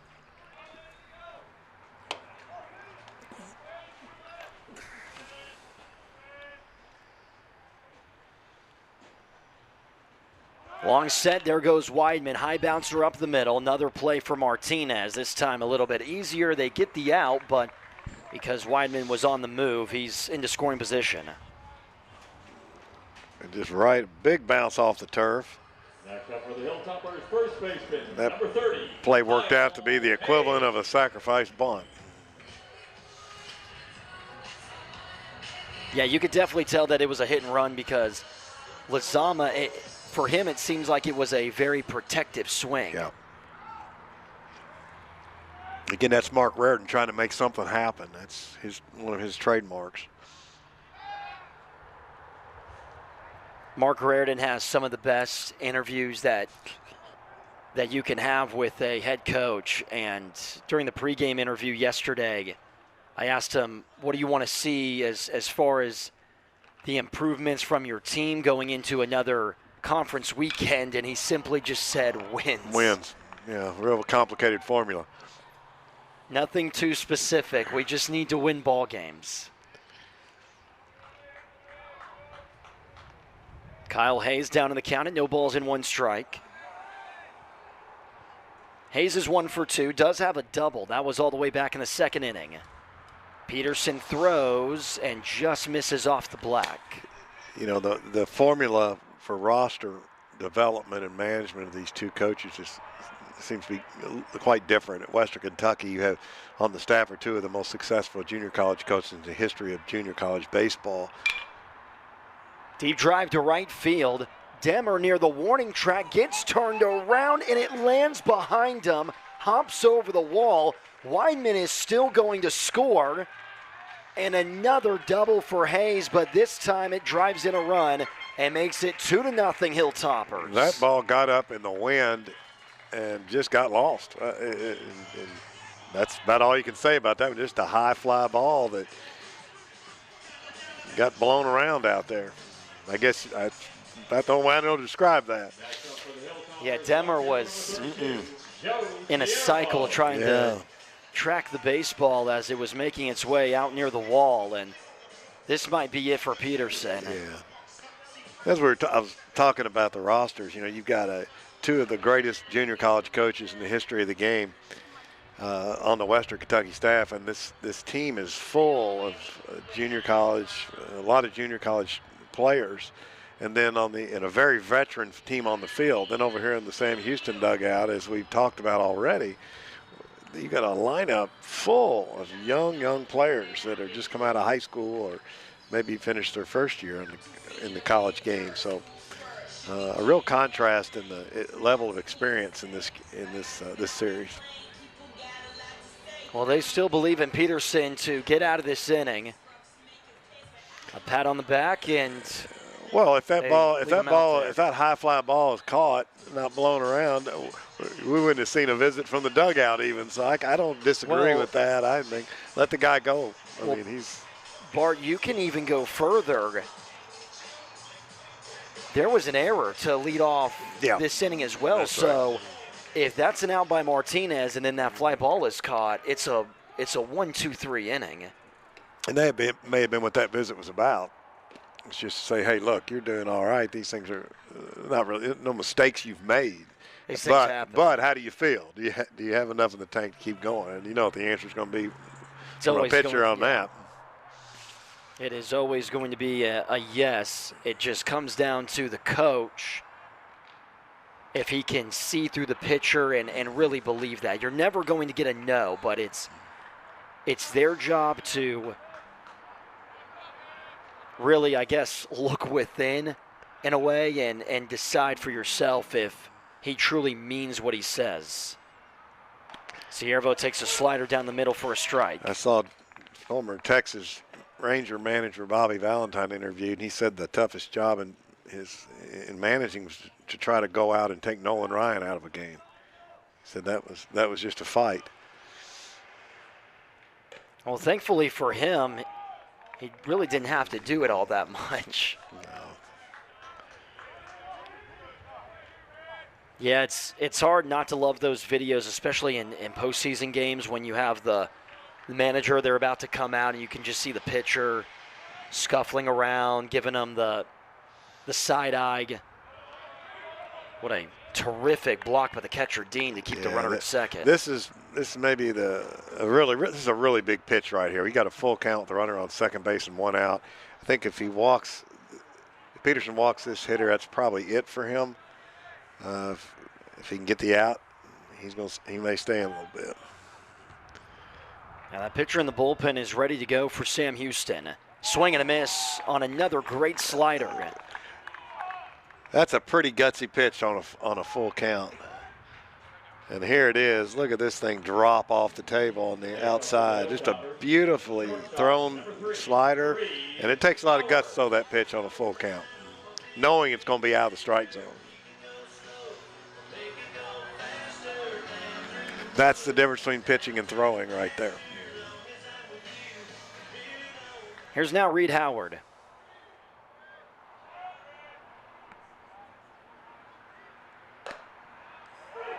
No balls in, one strike.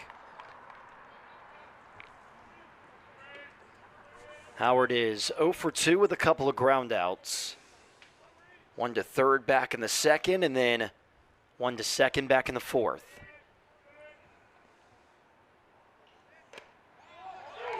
And he gets 2 fastballs right there, but does not swing at it. So he is immediately down at no balls and 2 strikes.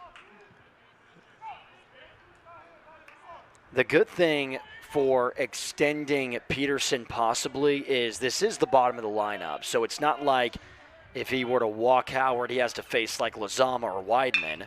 Hard on the ground, past the diving third baseman and into left field. Here comes a run. Hayes will score. Reed Howard puts the Hilltoppers up 3-0. And Reed Howard can hit. We've talked about him already, and he was down in the count, but he got a pitch over the plate, and that's what good hitters do. And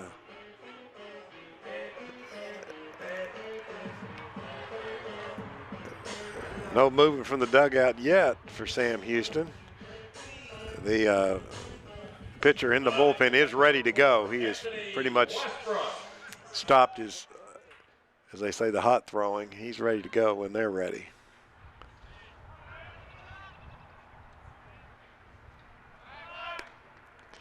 This, though, seems like it definitely would be the last hitter, because when you think about it, even if he gets him out, that puts it into the inning. And then going into the 7th, you have the 9-hole hitter coming up, and that's probably a spot that you would like to have your reliever come in. Is he doesn't have to come in and face the top of the lineup immediately. He can kind of get maybe a little bit of a breather, even though Austin Haller is no slouch, but you at least get to face the 9-hole hitter instead of starting with Vasquez, Marsala, and Weidman right from the jump. Yeah, I'm fairly certain this is the last hitter, Peterson, who's thrown a good game. But, you know, now it's 3-0, and the way Sam Houston has had trouble offensively, this seems like a lot bigger score than 3. And so they certainly can't get any more of a hole. When you're looking at Sam Houston's got 9 outs left to get 3 runs. Late steal, able to get in there.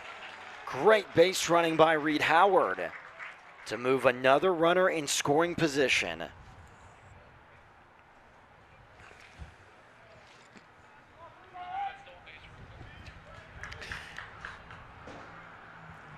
Nice throw, but that whole steal was odd. It was a delayed steal. Caught Sam Houston sleeping. 2-1. One of the best breaking balls that he's thrown today. It hit the bottom of the zone, and it's 2-2. Peterson's up to, he's in at 90. That was his 93rd pitch on the afternoon.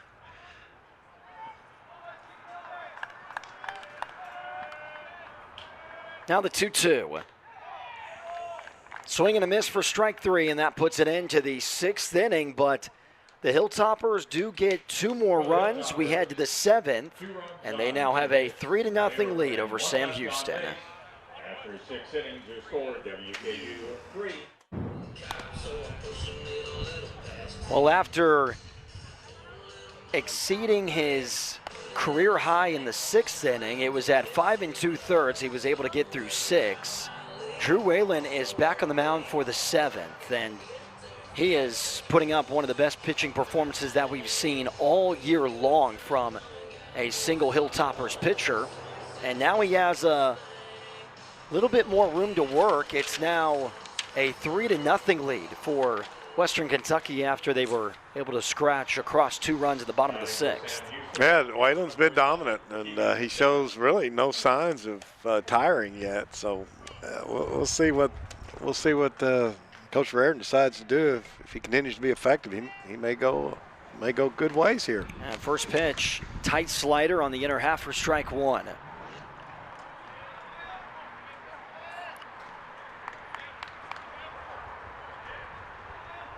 It also works out too for Whalen because he is facing the bottom of the lineup. Line drive, and it finds Hayes at first base for out number 1.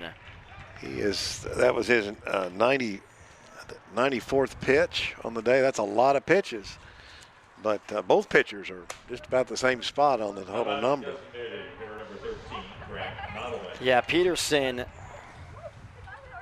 was really worked in that 6th inning, so his pitch count was starting to climb at a not an alarming rate, but like you said, it's now matching Drew Whalen when, for the most part in this game, Peterson has been really good with his pitch count. And therefore, strike 1. We've got a left-hander working in the Western Kentucky bullpen. So there's somebody getting ready if they decide to make a change here. If that pitch count gets up to 100, that would be a whole lot of pitches here.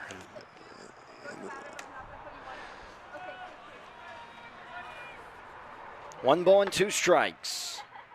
Next pitch to Nodelman. Popped up out of play, and we'll do it again.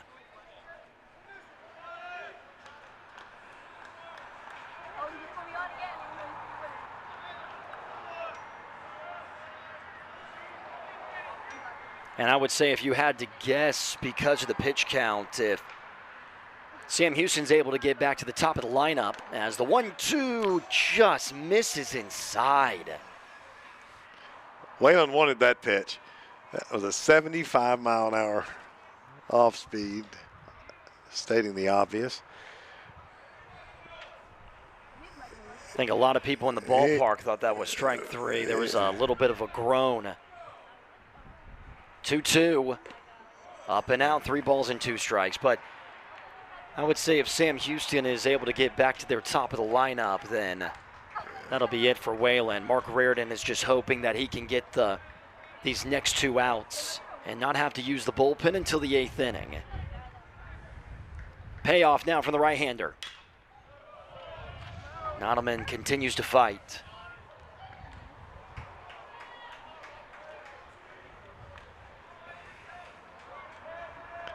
Nottleman at first did have a base hit, but then it was ruled an error. It was just a bunt down the third base line, and Vasquez was not able to field it cleanly. High fly ball down the left field line, drifting near foul ground. Ciervo runs out of room, and it lands near in the lumberyard. Maybe the future cafeteria for Hilltoppers baseball team. It's 102 pitches now for Whalen. I can't imagine he would go much further now that the pitch count's gotten at that level. You know, you still got a lot of baseball to play this year. It's still early in the conference season. Nottleman drives it to center. Weidman waits on it. And there's out number 2. So Drew Whalen might be facing his last batter of the afternoon because see a pitch dropped down in the zone and ball was it, but just not carrying. That ball haven't carried this whole weekend, really. Yeah, it was tough to get it into the gap yesterday. It has been even tougher today as the wind continues to blow in. Now, yesterday it was actually helping a little bit because it was towards left field, but for today, those flags, those Conference USA flags in center field, they are blowing straight in. Yeah, I talked with Coach Reardon after the game, and we were talking about last night. He said that for some reason the ball just didn't carry yesterday, and it's doing, and despite the wind in a slightly different direction, but today it's not either. Which, you know, that's a pitcher's dream. Martinez takes a fastball just away, 3 balls and 1 strike, and now if you're Drew Whalen, you just gotta let it eat. Yeah, the next hitter would be a lefty, which would mean they're going to bring in the left-hander in anyway, I think. So I think this is Whalen's last hitter, regardless of what happens here. Possibly his last pitch, looking for 7 shutout innings and already a memorable start for the right-hander. Here's the payoff. Misses high for ball 4.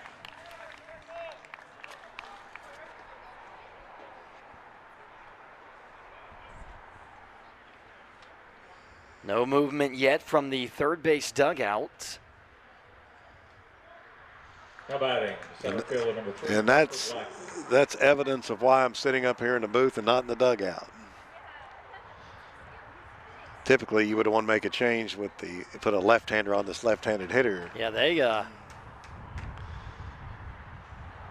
But Coach Reardon has won a lot more games than I have. My total is 0. They really want Drew Whalen to get through this inning. Yeah. Fastball misses outside, 1 ball and no strikes. Now, it's not like Sam Houston has the most powerful team in the world, but it does get interesting if Blackman is able to get on base, and that opens up the possibility of, you know, you bring the tying run to home plate and just 1 swing, we have a brand new ball game. Tapper behind home plate, it's 1-1. That's 111 pitches now for Whalen. I think it's fair to say that's his most in college baseball. I'd be shocked if he had a game where he threw more. That ice bath is going to feel really good after the game. Pickoff move to first, but Martinez gets back in sliding safely.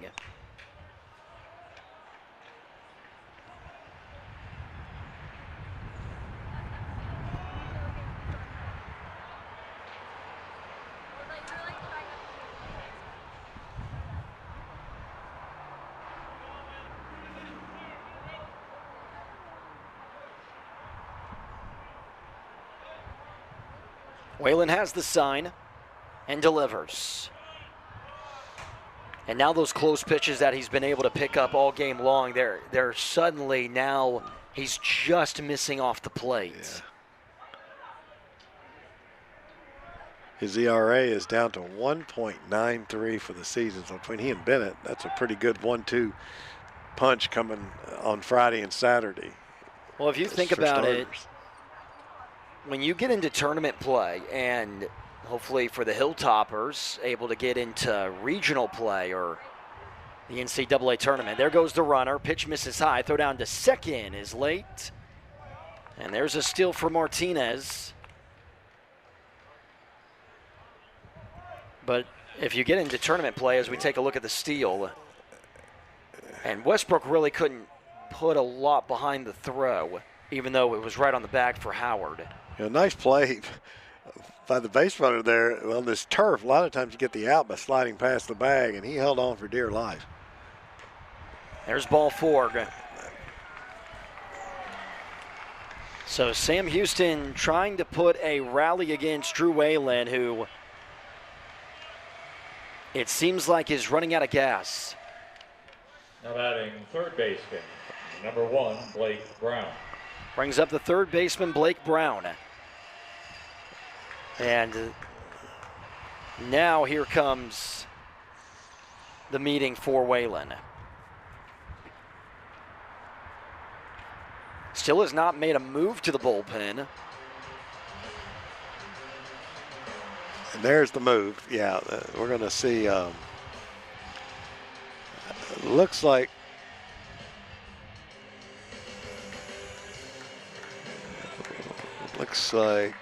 is this Higgins? Zach Lyles. Zach Lyles is in.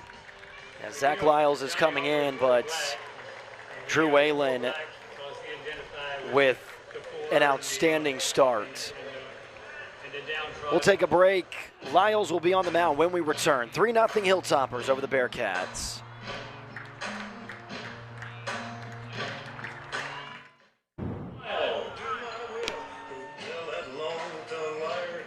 New pitcher on the mound for the Western Kentucky Hilltoppers. It'll be the left-handed sophomore Zach Lyles. 2.20 ERA, 18 strikeouts over 16 1/3 innings pitched, and he is trying to get the Hilltoppers out of this jam. It looked like it was going to be an easy 7th inning, but the last 2 batters have reached. Hilltoppers have a 3-0 lead, so now the tying run is at the dish against Lyles. Well, you can't say enough good things about what Drew Whalen did today. I know he wanted to get through that 7th inning. About 114 pitches is more than enough, particularly this early in the conference season. But outstanding performance by the sophomore, and now it's up to Lyles, another sophomore, to come in here and try to put this fire out. As for Sam Houston, here in the 7th inning, you got to think they feel like this is really a must-come-through situation. Well, even though Lyles is a lefty, they trust him against the right-handed hitting third baseman Blake Brown. But for Sam Houston, you are just one swing away from tying this game. Now, Brown does not have a home run this year, but has driven in 14. Lyles looks back at second, and the first pitch he throws, he hits Brown, and the bases are loaded.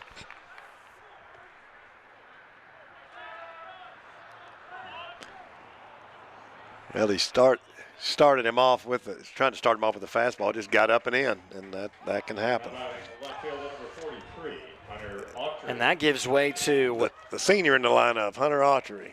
And their best home run hitter. And again, it's not like Sam Houston has a ton of home run hitters, but he does have 3. Well, this is who you'd want at the plate if you're Sam Houston in this situation. And also for Western Kentucky, they probably don't mind it either, having the lefty-lefty matchup, as Lyles was able to fit in a slider for strike 1. Autry takes one outside on another breaking ball, and it's 1 ball and 1 strike.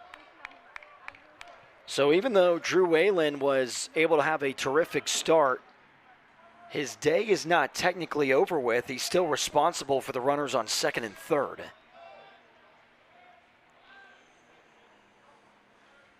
1-1 on the way. Fastball up, 2 balls and a strike. Here's a huge pitch. Lyles does not want to see this go to a 3-1 count, so it should be a pretty good pitch for Autry to take a swing at. Beautiful spot by Lyles. You also get the feeling that Autry is due for an extra base hit. He leads the team in that category, but only has 1 over his last 15 games. It was a double against Houston on March 12th. 2-2. Outside for ball 3, and everybody in that third base dugout thought it was going to be a called strike. Yeah, it just missed. Good pitch. It just missed. Now we're full with 2 out. Base loaded runners are going to be going, and here we go. Lyles goes to the plate. Hard on the ground. Reed Howard has the baseball, throws to first, and they get out of the 7th. It's time to get up and stretch, especially after that inning. 3-0, Hilltoppers over Sam Houston. Yeah, great positioning by the Hilltopper defense. Reed Howard's going to make that play every time.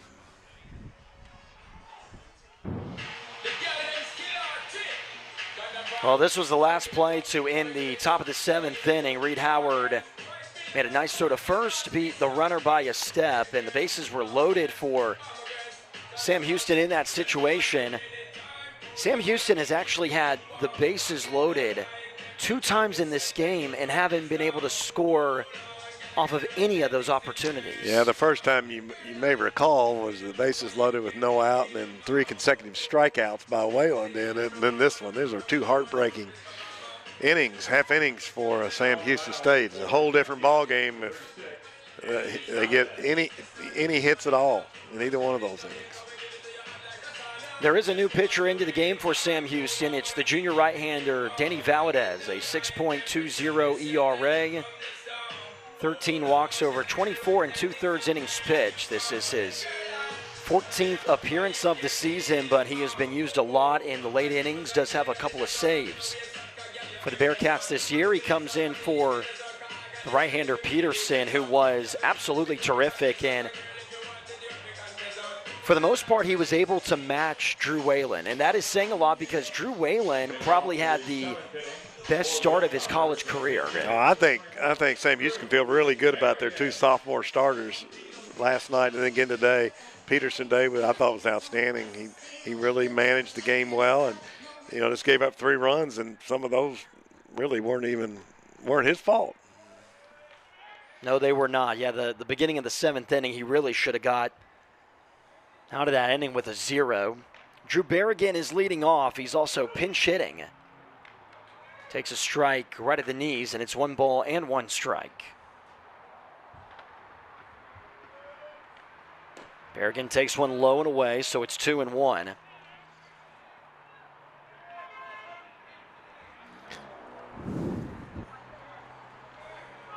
Overall, Ryan Peterson, 6 innings, allowed 3 runs. None of them were earned as Berrigan lines a base hit in the left field. Nice start to the bottom of the 7th for the Hilltoppers offense.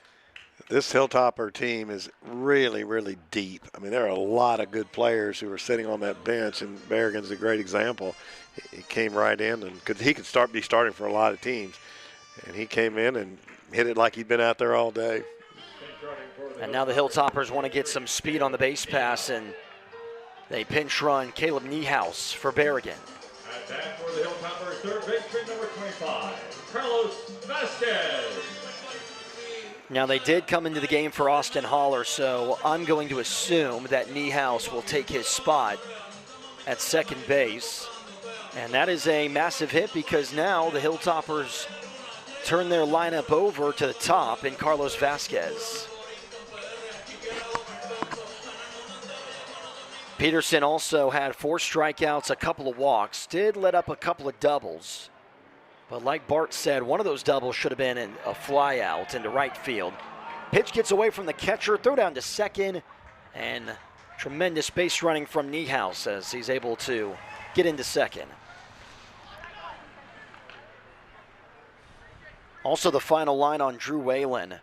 6 2/3 innings pitched, which was a career high, and also 10 strikeouts, which was a career high. So, yeah, probably the best outing of his college career. And we got to witness it. Slider on the outside corner for a strike.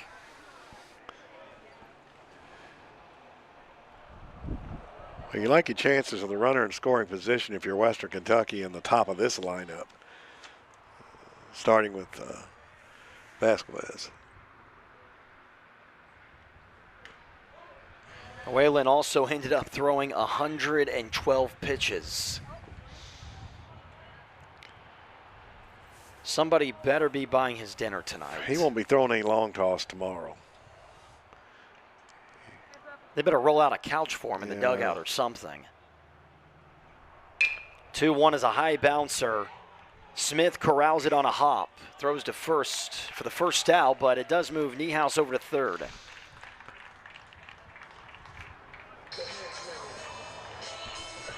So Vasquez remains hitless on the afternoon, and now Thomas Marsala will try to drive in the Hilltoppers' fourth run of the game.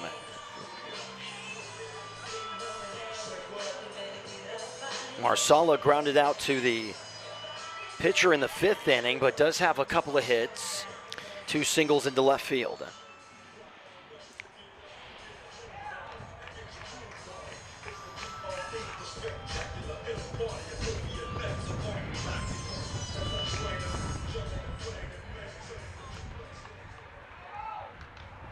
Infield's playing drawn in still. Well, this they know they can't get a down 4. They can't give up another run. They're just not. Their offense isn't doing enough to play any other way. Yeah, definitely this late in the game, you cannot afford to give up any more runs, especially with the way that the Hilltoppers have been pitching in this entire weekend series. The outfield is playing in as well, so actually any ball hitting the gap is going to be at least 3. Kind of to show you how much the offense has been struggling for Sam Houston. They now have 16 straight scoreless innings. They haven't had an inning where they score multiple runs in 22 straight innings. High pop-up drifting foul and out of play near the third base side. The last run that they scored was in the 6th inning against the Texas Longhorns back on Tuesday.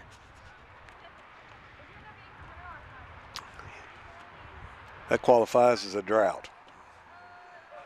It is a cold spell that they are going through. 1-2. Marsala swings and misses. He was fooled by the slider low and inside. A great pitch, and that keeps the runner at third base for now with Ryan Weidman coming up. Yeah, that was a really nice pitch. That thing fell off the table. Next up, for the Hilltoppers center fielder, number 33, Ryan Weidman. Big strikeout. The infield now can move back. Everybody's in regular depth. You can get out of the inning with a ground ball. Weidman had a really nice cut, but fouls it back out of play. No balls and 1 strike. Well, you have to think that the mindset for Sam Houston right now with their struggling offense is to just keep it at least a save situation going into the 9th inning if you're down. You know, if it's at least 3 or less, you definitely still have a good chance at coming back if you can get the bats hot. But you get to that 4 runs or more going into the 9th inning, that just feels like it's a little too much. We'll have to see if Zach Lyles returns to the mound for the Hilltoppers in the 8th inning. There's some movement in the bullpen for them, but it's not like anybody is throwing rapidly. Hot shot up the middle and into center field. Yeah. Well, you had an 0-2 count against the best hitter on this field. That's probably not the pitch you wanted to throw. He got that up and over the middle of the plate. A guy like this is going to take advantage of that. That's a pitch you need to get way up and out of the zone. Yeah, it was a fastball chest high, and it sounded really solid off of Weidman's bat. 4-0 Hilltoppers. They have outscored Sam Houston 10-0 in this series now. The way Coach Reardon likes to run Weidman, I would expect him to go here too with 2 out, just to try to get another runner in scoring position. Well, they've had no answer for him when he's been on the move. There he goes. Lozama swings and puts it out of play. No balls and 1 strike. And Weidman had another terrific jump. You know, really, nobody does it anymore, but would you think about a pitch out here soon? You don't. Nobody throws pitch outs You don't see many pitch outs anymore, but I'd certainly consider your head in the count. Weidman takes his lead. There he goes again. Pitch is outside, but it sailed into shallow center field. I'd say that was kind of a half pitch out, but the throw was also pitched out. Yeah, it was a perfect pitch for that kind of situation, but it seemed like Dean wasn't entirely ready for it. He stuck out his glove at the last second. Honestly, the jump was so good, I don't think they would have gotten Weidman anyway. He's going for third. Swing and a miss by Lozama, and Ryan Weidman has turned into a race car in this game.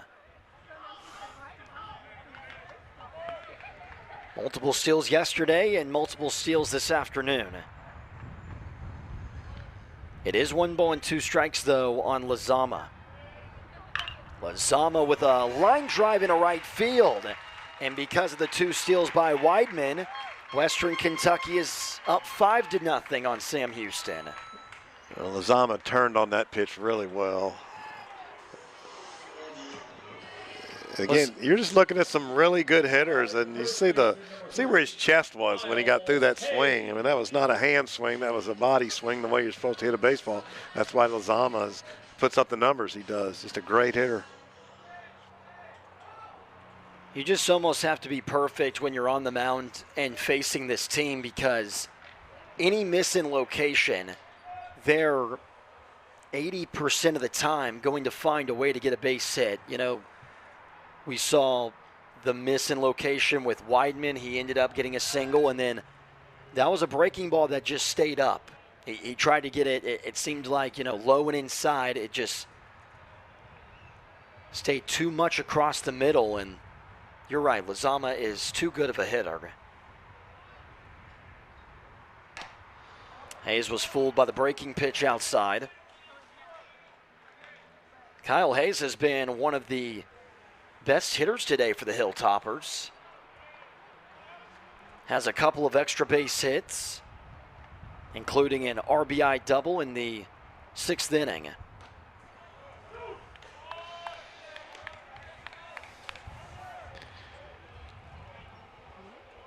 If Sam Houston cannot put together a comeback in the next 2 innings, they will pick up their 20th loss on the season. Off the shoe of the pitcher, and that hurt him. Oh, that's tough. That ball was hit really hard.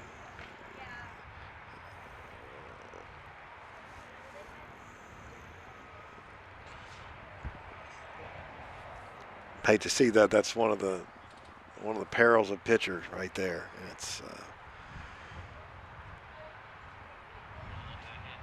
And you can see it right here. It was a low fastball right off the side of the right foot, it looked like, at the ankle.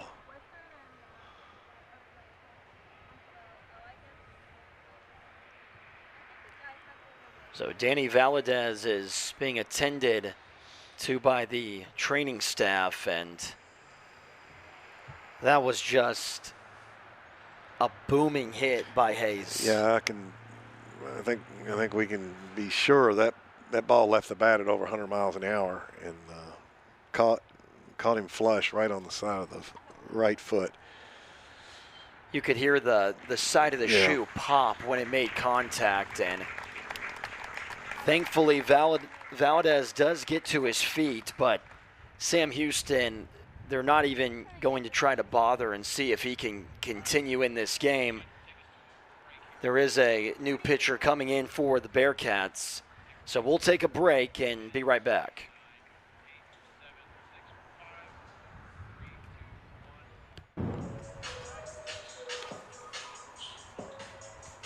So a new pitcher into the game for Sam Houston. Unfortunately, after being hit by a line drive, it was off his foot. Danny Valadez was unable to return, but he did get up on his feet and was able to walk back to the dugout.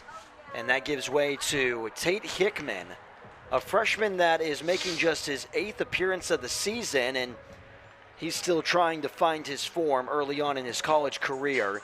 Strikeouts have not been an issue, but command has been. He has 12 walks over 13 innings this year, but only needs to record one more out in this bottom of the 7th. You know, that's not unusual for freshman pitchers. In high school, particularly guys like Hickman here, a big kid that can throw it hard. You know, you can throw your way through in high school. You throw it by people. In college, you have to learn how to pitch. That's a process. He'll get there. He's obviously very talented. Looking forward to watching him throw the ball. The ball looks really easy coming out of his hand in his warm-up pitches, which is something I know that, you know, the pro scouts look for. How easy does it look for you? He also is a really big size on the mound. Joe Ciervo takes a breaking ball low. 1 ball and no strikes. This is about the time of the game where, and the Hilltoppers have pretty much done it again, but this is about the time yesterday where Western Kentucky really broke it open. They scored 4 runs in the bottom of the 6th to put them up 6-0. And in the game this afternoon, they've scored 2 in the bottom of the 6th to go up 3-0, and right now have 2 more runs here in the 7th.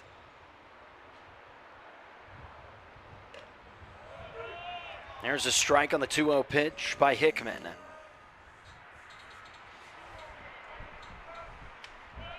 Ciervo is still looking for his first hit. Had a strikeout the last time that he was up. Has been on base once. Worked a walk the first time that he was up. Takes a fastball on the outer edge for strike 2, and that evens the count at 2 balls and 2 strikes.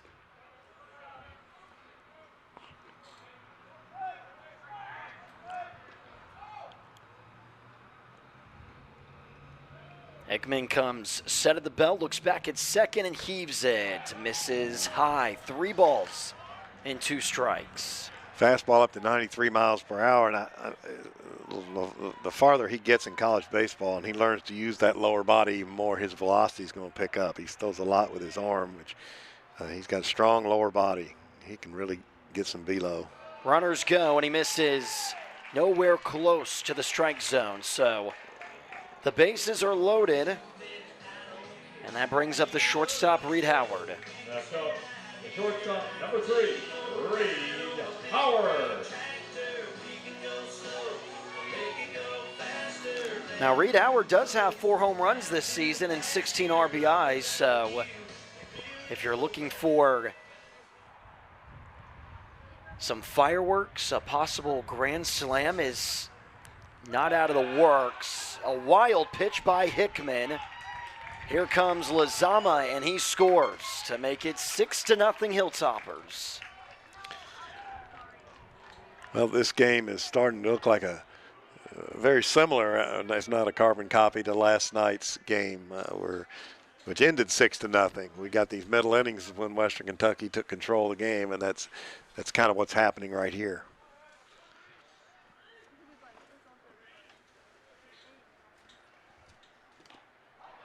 Another one in the dirt, this time a beautiful block by Dean, so 2 balls and no strikes. Well,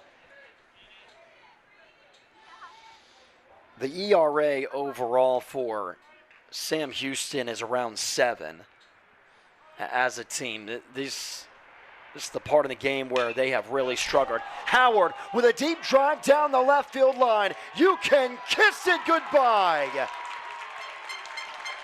Well, he caught the fastball, and we've said that Reed Howard has a little pop. Don't be fooled by his stature, physical stature. He hit a ton of home runs in high school, and he's 3rd on the team in home runs this year, and he got every bit of that one. Holy smokes, his 5th home run of the season is an absolute tank.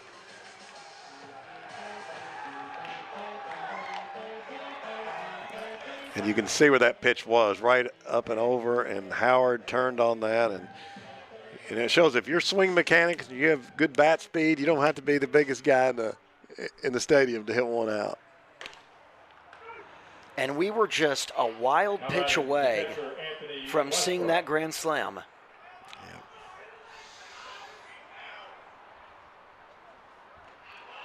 Well, now because of the 6-run bottom of the 7th, now the scoreboard is wrong. It shows an 18-0 game. They accidentally put the Hilltoppers are at 9 runs. They accidentally put 9 runs for the bottom of the 6th inning, it looks like. So whatever you see on the scoreboard, that is not right. Bouncer up the middle, backhanded by Smith. Oh, what a play. Throw, and he continues to have an excellent game. This Smith kid at second base for Sam Houston State has put on a performance today. We move to the 8th. Reed Howard puts the Hilltoppers up 9-0 with a 3-run shot.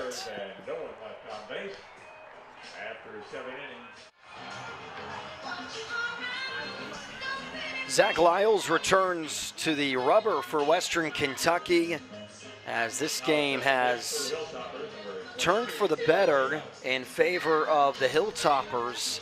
A massive 6-run bottom of the 7th that was capped off on a 3-run home run by Reed Howard.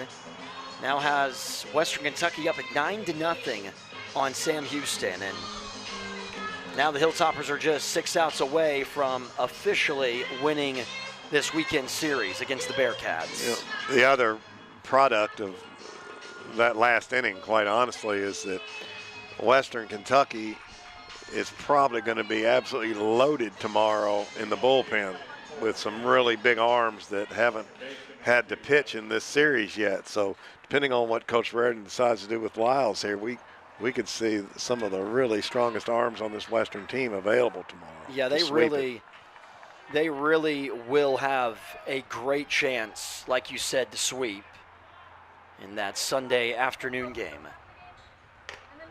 First pitch of the inning by Lyles misses high and outside for ball 1. Addison Smith is leading off for Sam Houston.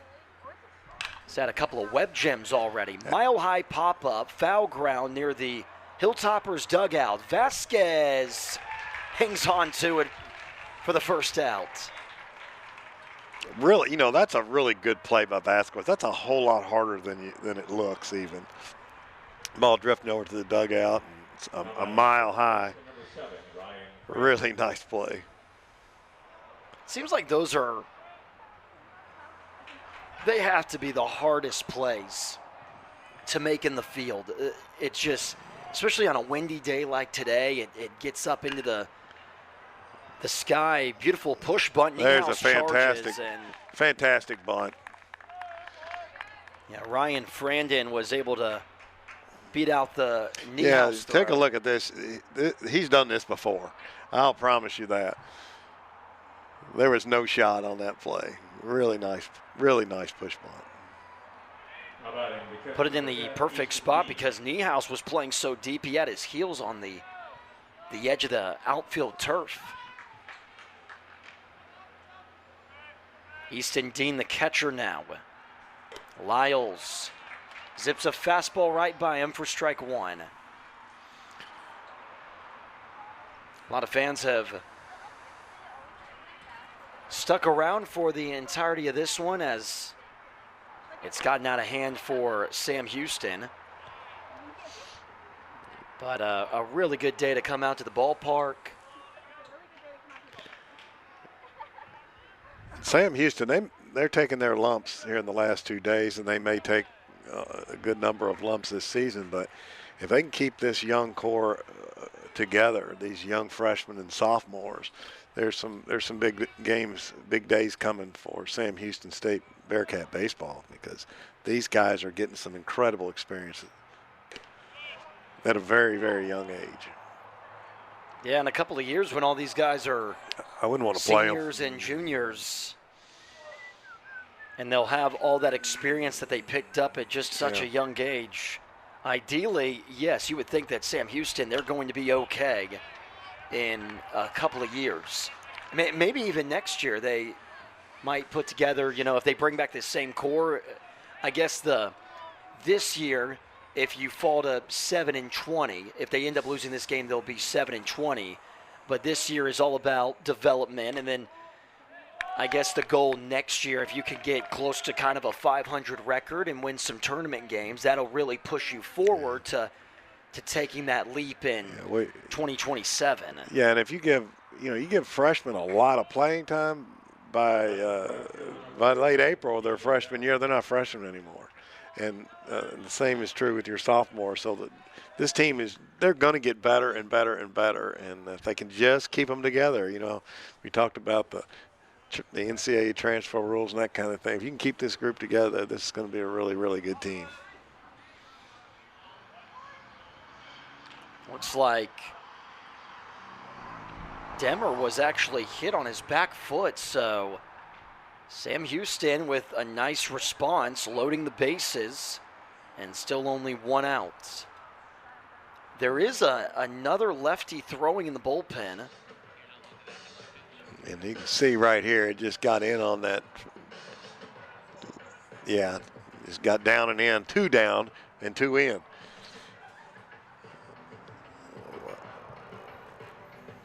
I believe that's Cal Higgins in the Western Kentucky bullpen, who's one of their aces out of the bullpen.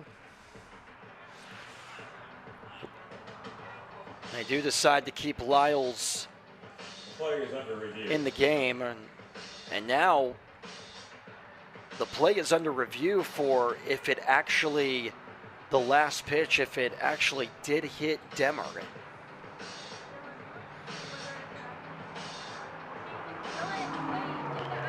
Seeing these fans in the stands and enjoying their time of the game and chowing down on some popcorn and hot dogs is kind of making me hungry. It's kind of... Yeah, we got nothing. We have nothing up here. I'm thinking about might end up having to grab a steak or something after the game. Well, I thought you promised that we were going to have a full buffet up here. Well, that's what I thought, just being in the suite. Yeah. We got the comfy chairs. There actually is a kitchen behind us, which, you know what? I guess that's on me. I could have made us something. I don't know if it would have been good, but I'll tell you what. If we got some ground beef and some cheddar cheese and some tortillas, you know where I'm going with this, I could make some mean tacos for us. I could have done that. Well, you are the play-by-play guy. You probably should have assumed a little bit more responsibility. I'm just here for the ride. I don't have anything to do. Yeah, that is my bad. Next time when I'm doing my prep, I'll make sure to add how many innings the starter has thrown this season and how many tortillas I need to bring for the two of us. But yeah, that could have been the option, and that's on me. But I'm still growing, a lot like these players are. It's a long review for this one. I'm going to say he gets first base at the risk of busting my streak for the weekend of being correct on. That's risky. Yeah. We are actually, unfortunately, we don't get to be broadcasting partners together tomorrow. That might be in everybody's best interest, but it's been a lot of fun. Well, hanging out I was with just you saying, I don't know. Do you want to take that chance of? Yeah, this will I'm be not our afraid. Last, this will be our last one together. I'm not afraid. No, you are right. It has been extensive, and the fact that both feet were candidates. Yeah, they say he's staying at first base. So still undefeated for the weekend. That's 4 for 4. You know what you need you're already I guess an okay color analyst, but what you need to do is like Gene Steratore, the rules official during March Madness, when they have a review, they cut into him. You just need they need to get you a setup in your house during the NCAA tournament for baseball, and when there's a play, They just need to. I'm your guy. Instead of the broadcaster saying, "Well, let's send it to New York because Just- they're looking at it." just ask Bart. Let's send it to Bart. Yeah. We can get a lovely And I'll picture tell you of what, you it'll to- be a lot quicker too. I can promise you that. Yeah, it will be, because that's been the most impressive part too with your reviews is it takes you 3 seconds to make up your mind. Yeah. So, yeah, we will have very quick reviews. I think the fans will love you, actually. So the bases are loaded. Still only one out, and Lyles is really starting to lose his command.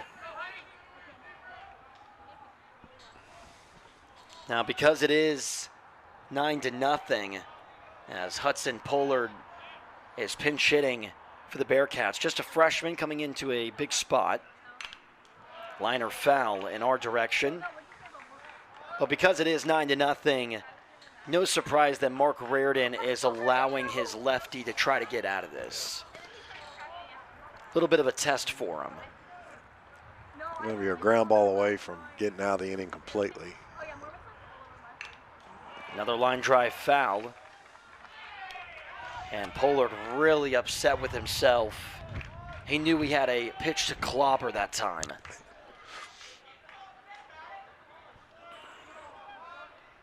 And you got to think, if you're Lyles, you have to continue to just go right at him. Outside and high, 3 balls and 2 strikes. Yeah, that was an off-speed pitch. Looked like maybe a changeup that got it away, but he really gave it away. Looked like he slowed the arm down that pitch. You have to throw those pitches with the same arm speed as you would a fastball if you're going to fool the hitter.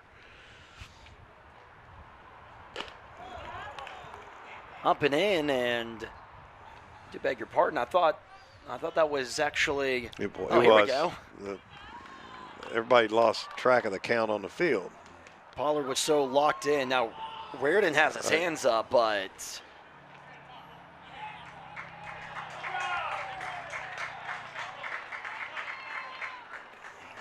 or I guess the umpires are saying that it was a foul ball, that it got a piece of the bat.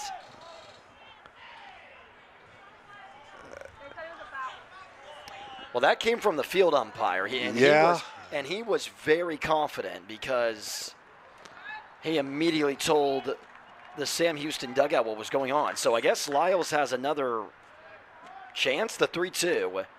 Called strike 3 on the low and inside corner.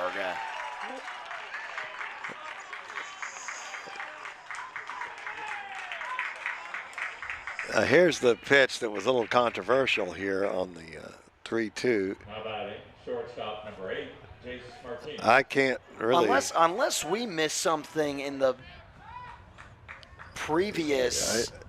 I'm still confused there. In the previous pitches. Yeah, I'm still lost on that one.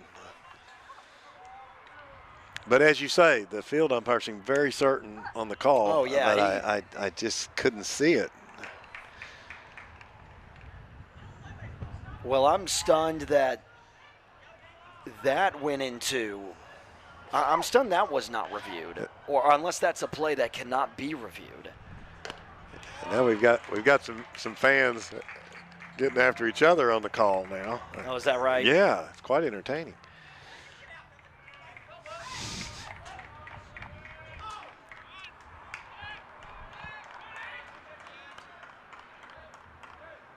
No balls and 2 strikes to Jace Martinez. Oh, fouled off the umpire's mask. Umpire took a shot to the face on that one.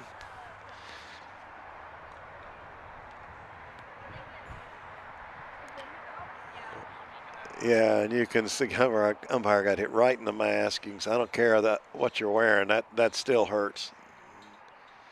Yeah, you're definitely still going to feel that one. Yeah. It's a tough job. Yeah, he's smiling about it. Well, this has been a bizarre inning. That's a fair way to describe it. Sam Houston loaded the bases, and then we had a phantom foul ball. Arguments among the fans over it, and then an umpire takes one in the face. all in a really short period of time here. All in a half inning. We return to play. Martinez takes a fastball high, 1 ball and 2 strikes. Well, Lyles he has thrown a lot of pitches, and now he's getting close to 30. So if he gets this out of Martinez, you would have to think that we're going to see a new pitcher in the 9th inning. Misses outside with that changeup.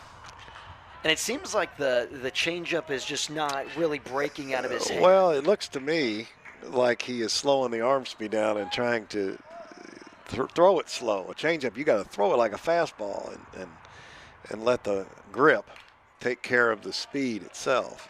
And it's just possibly like he's almost just trying to aim it. Yeah, it looks like he is a little bit. They can work on that. Obviously, that's just pure mechanics. You can fix those things. Well, you did notice that Bennett was flying out his left hip in that first inning the other day, and then they had the mound meeting, and you thought that's what they were discussing. 2-2. Oh, good pitch.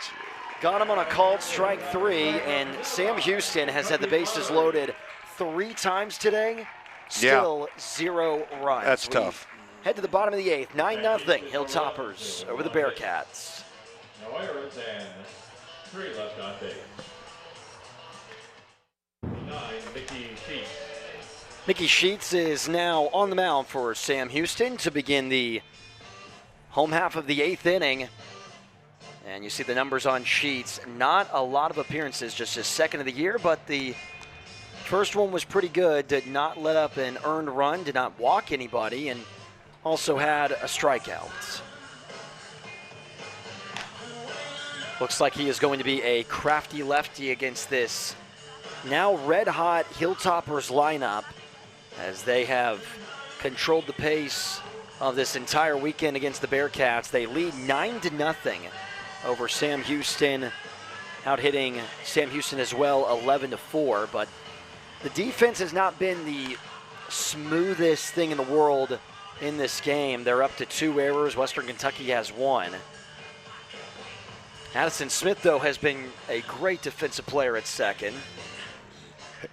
Yeah, it's I don't care who you're playing. I don't care how many freshmen and sophomores are on the field. If you're running into 2 straight shutouts by this margin, Western's got to feel pretty good about how they're playing.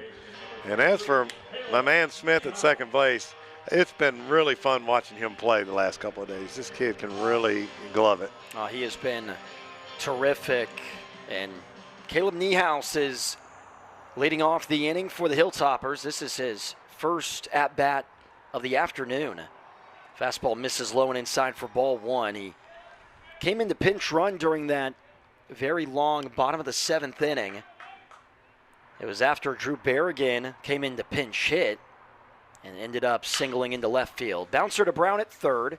He gobbles it up, spits it out to first in time for the out.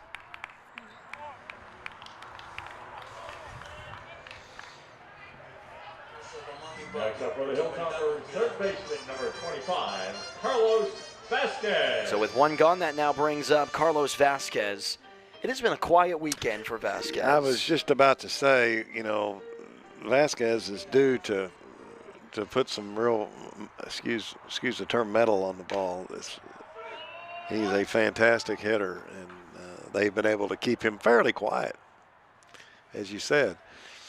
Well, it's just because a lot of the hitters at the top, like Weidman, has already had a great series, and especially Thomas Marsala. He has a couple of hits today. He had a home run yesterday, and then Ethan Lazama had a double yesterday and was able to get a hit into right field in the bottom of the 7th. You see these performances, and you just kind of assume that Vasquez is going to get going for himself. 2-1 is a line drive sinking into center field, but it's caught out there by Blackman for out number 2. Kind of got that one in on the handle just a little bit, just enough to take just enough to take the real power out of it.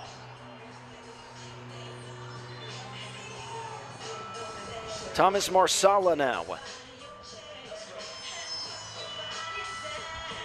Now it is interesting, and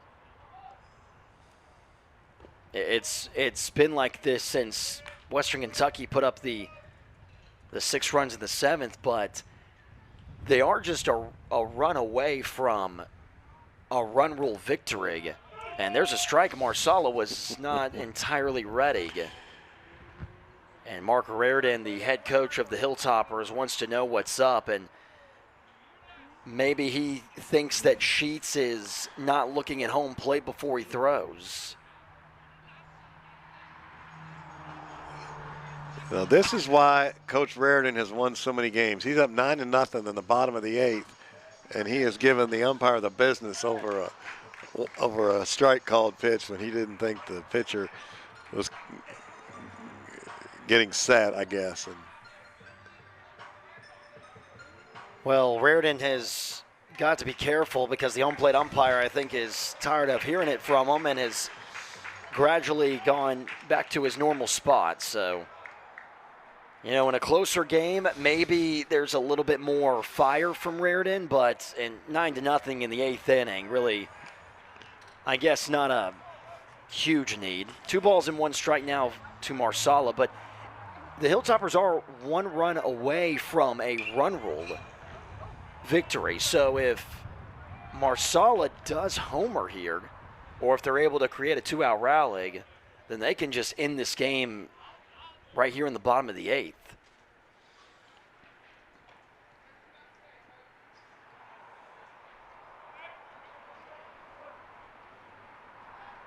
Two-two off the end of the bats, and Marsala stays alive.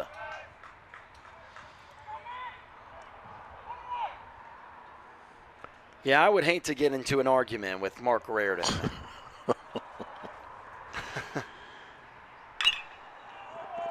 Smith at second base. That is well, you know that's going to be an out. Yeah, out every single time, especially today. On to the 9th, Hilltoppers 3 outs away from getting the series win against the Bearkats.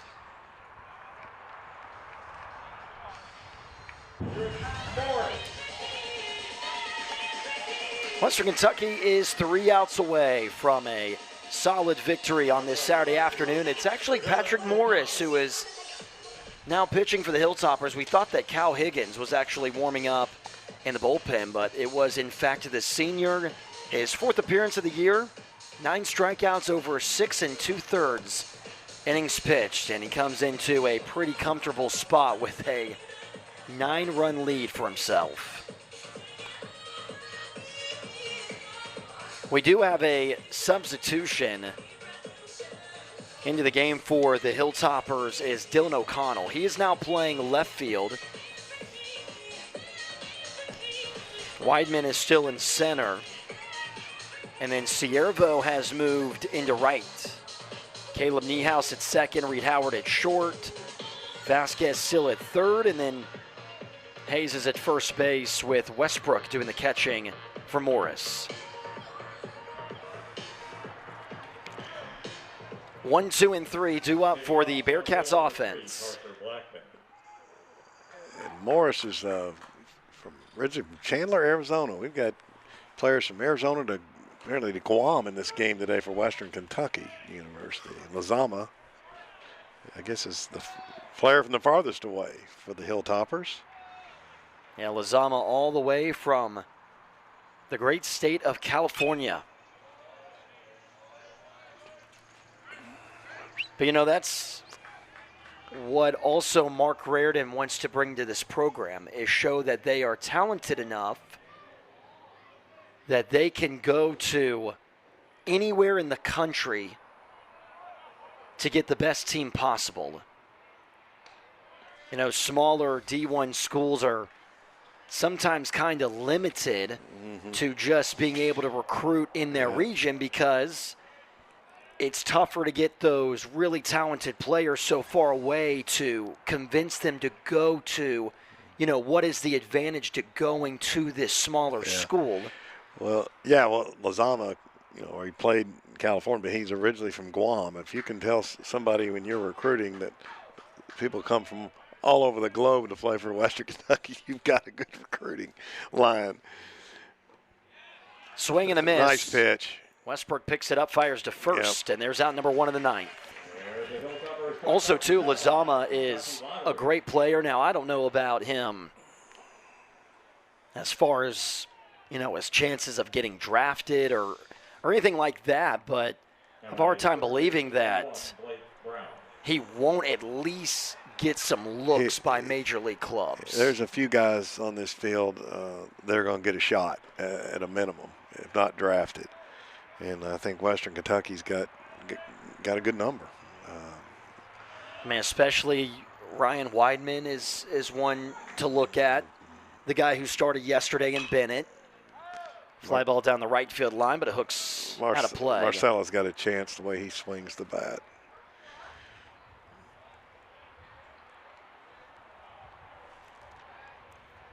The guy who started today for the Hilltoppers, when he becomes eligible, Drew Whalen, might end up finding his name on some boards. Deep fly ball to right field. Ciervo into foul territory. Stops on a dime to make the catch, and the Hilltoppers are 1 out away.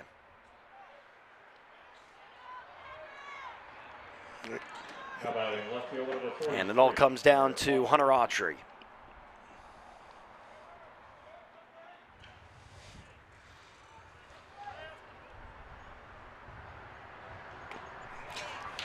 Well, for Sam Houston, if they do not score a run this afternoon, that'll be 2 straight games without a run. And then we mentioned it earlier, they have not scored a run since the 6th inning of that game against the Texas Longhorns on Tuesday.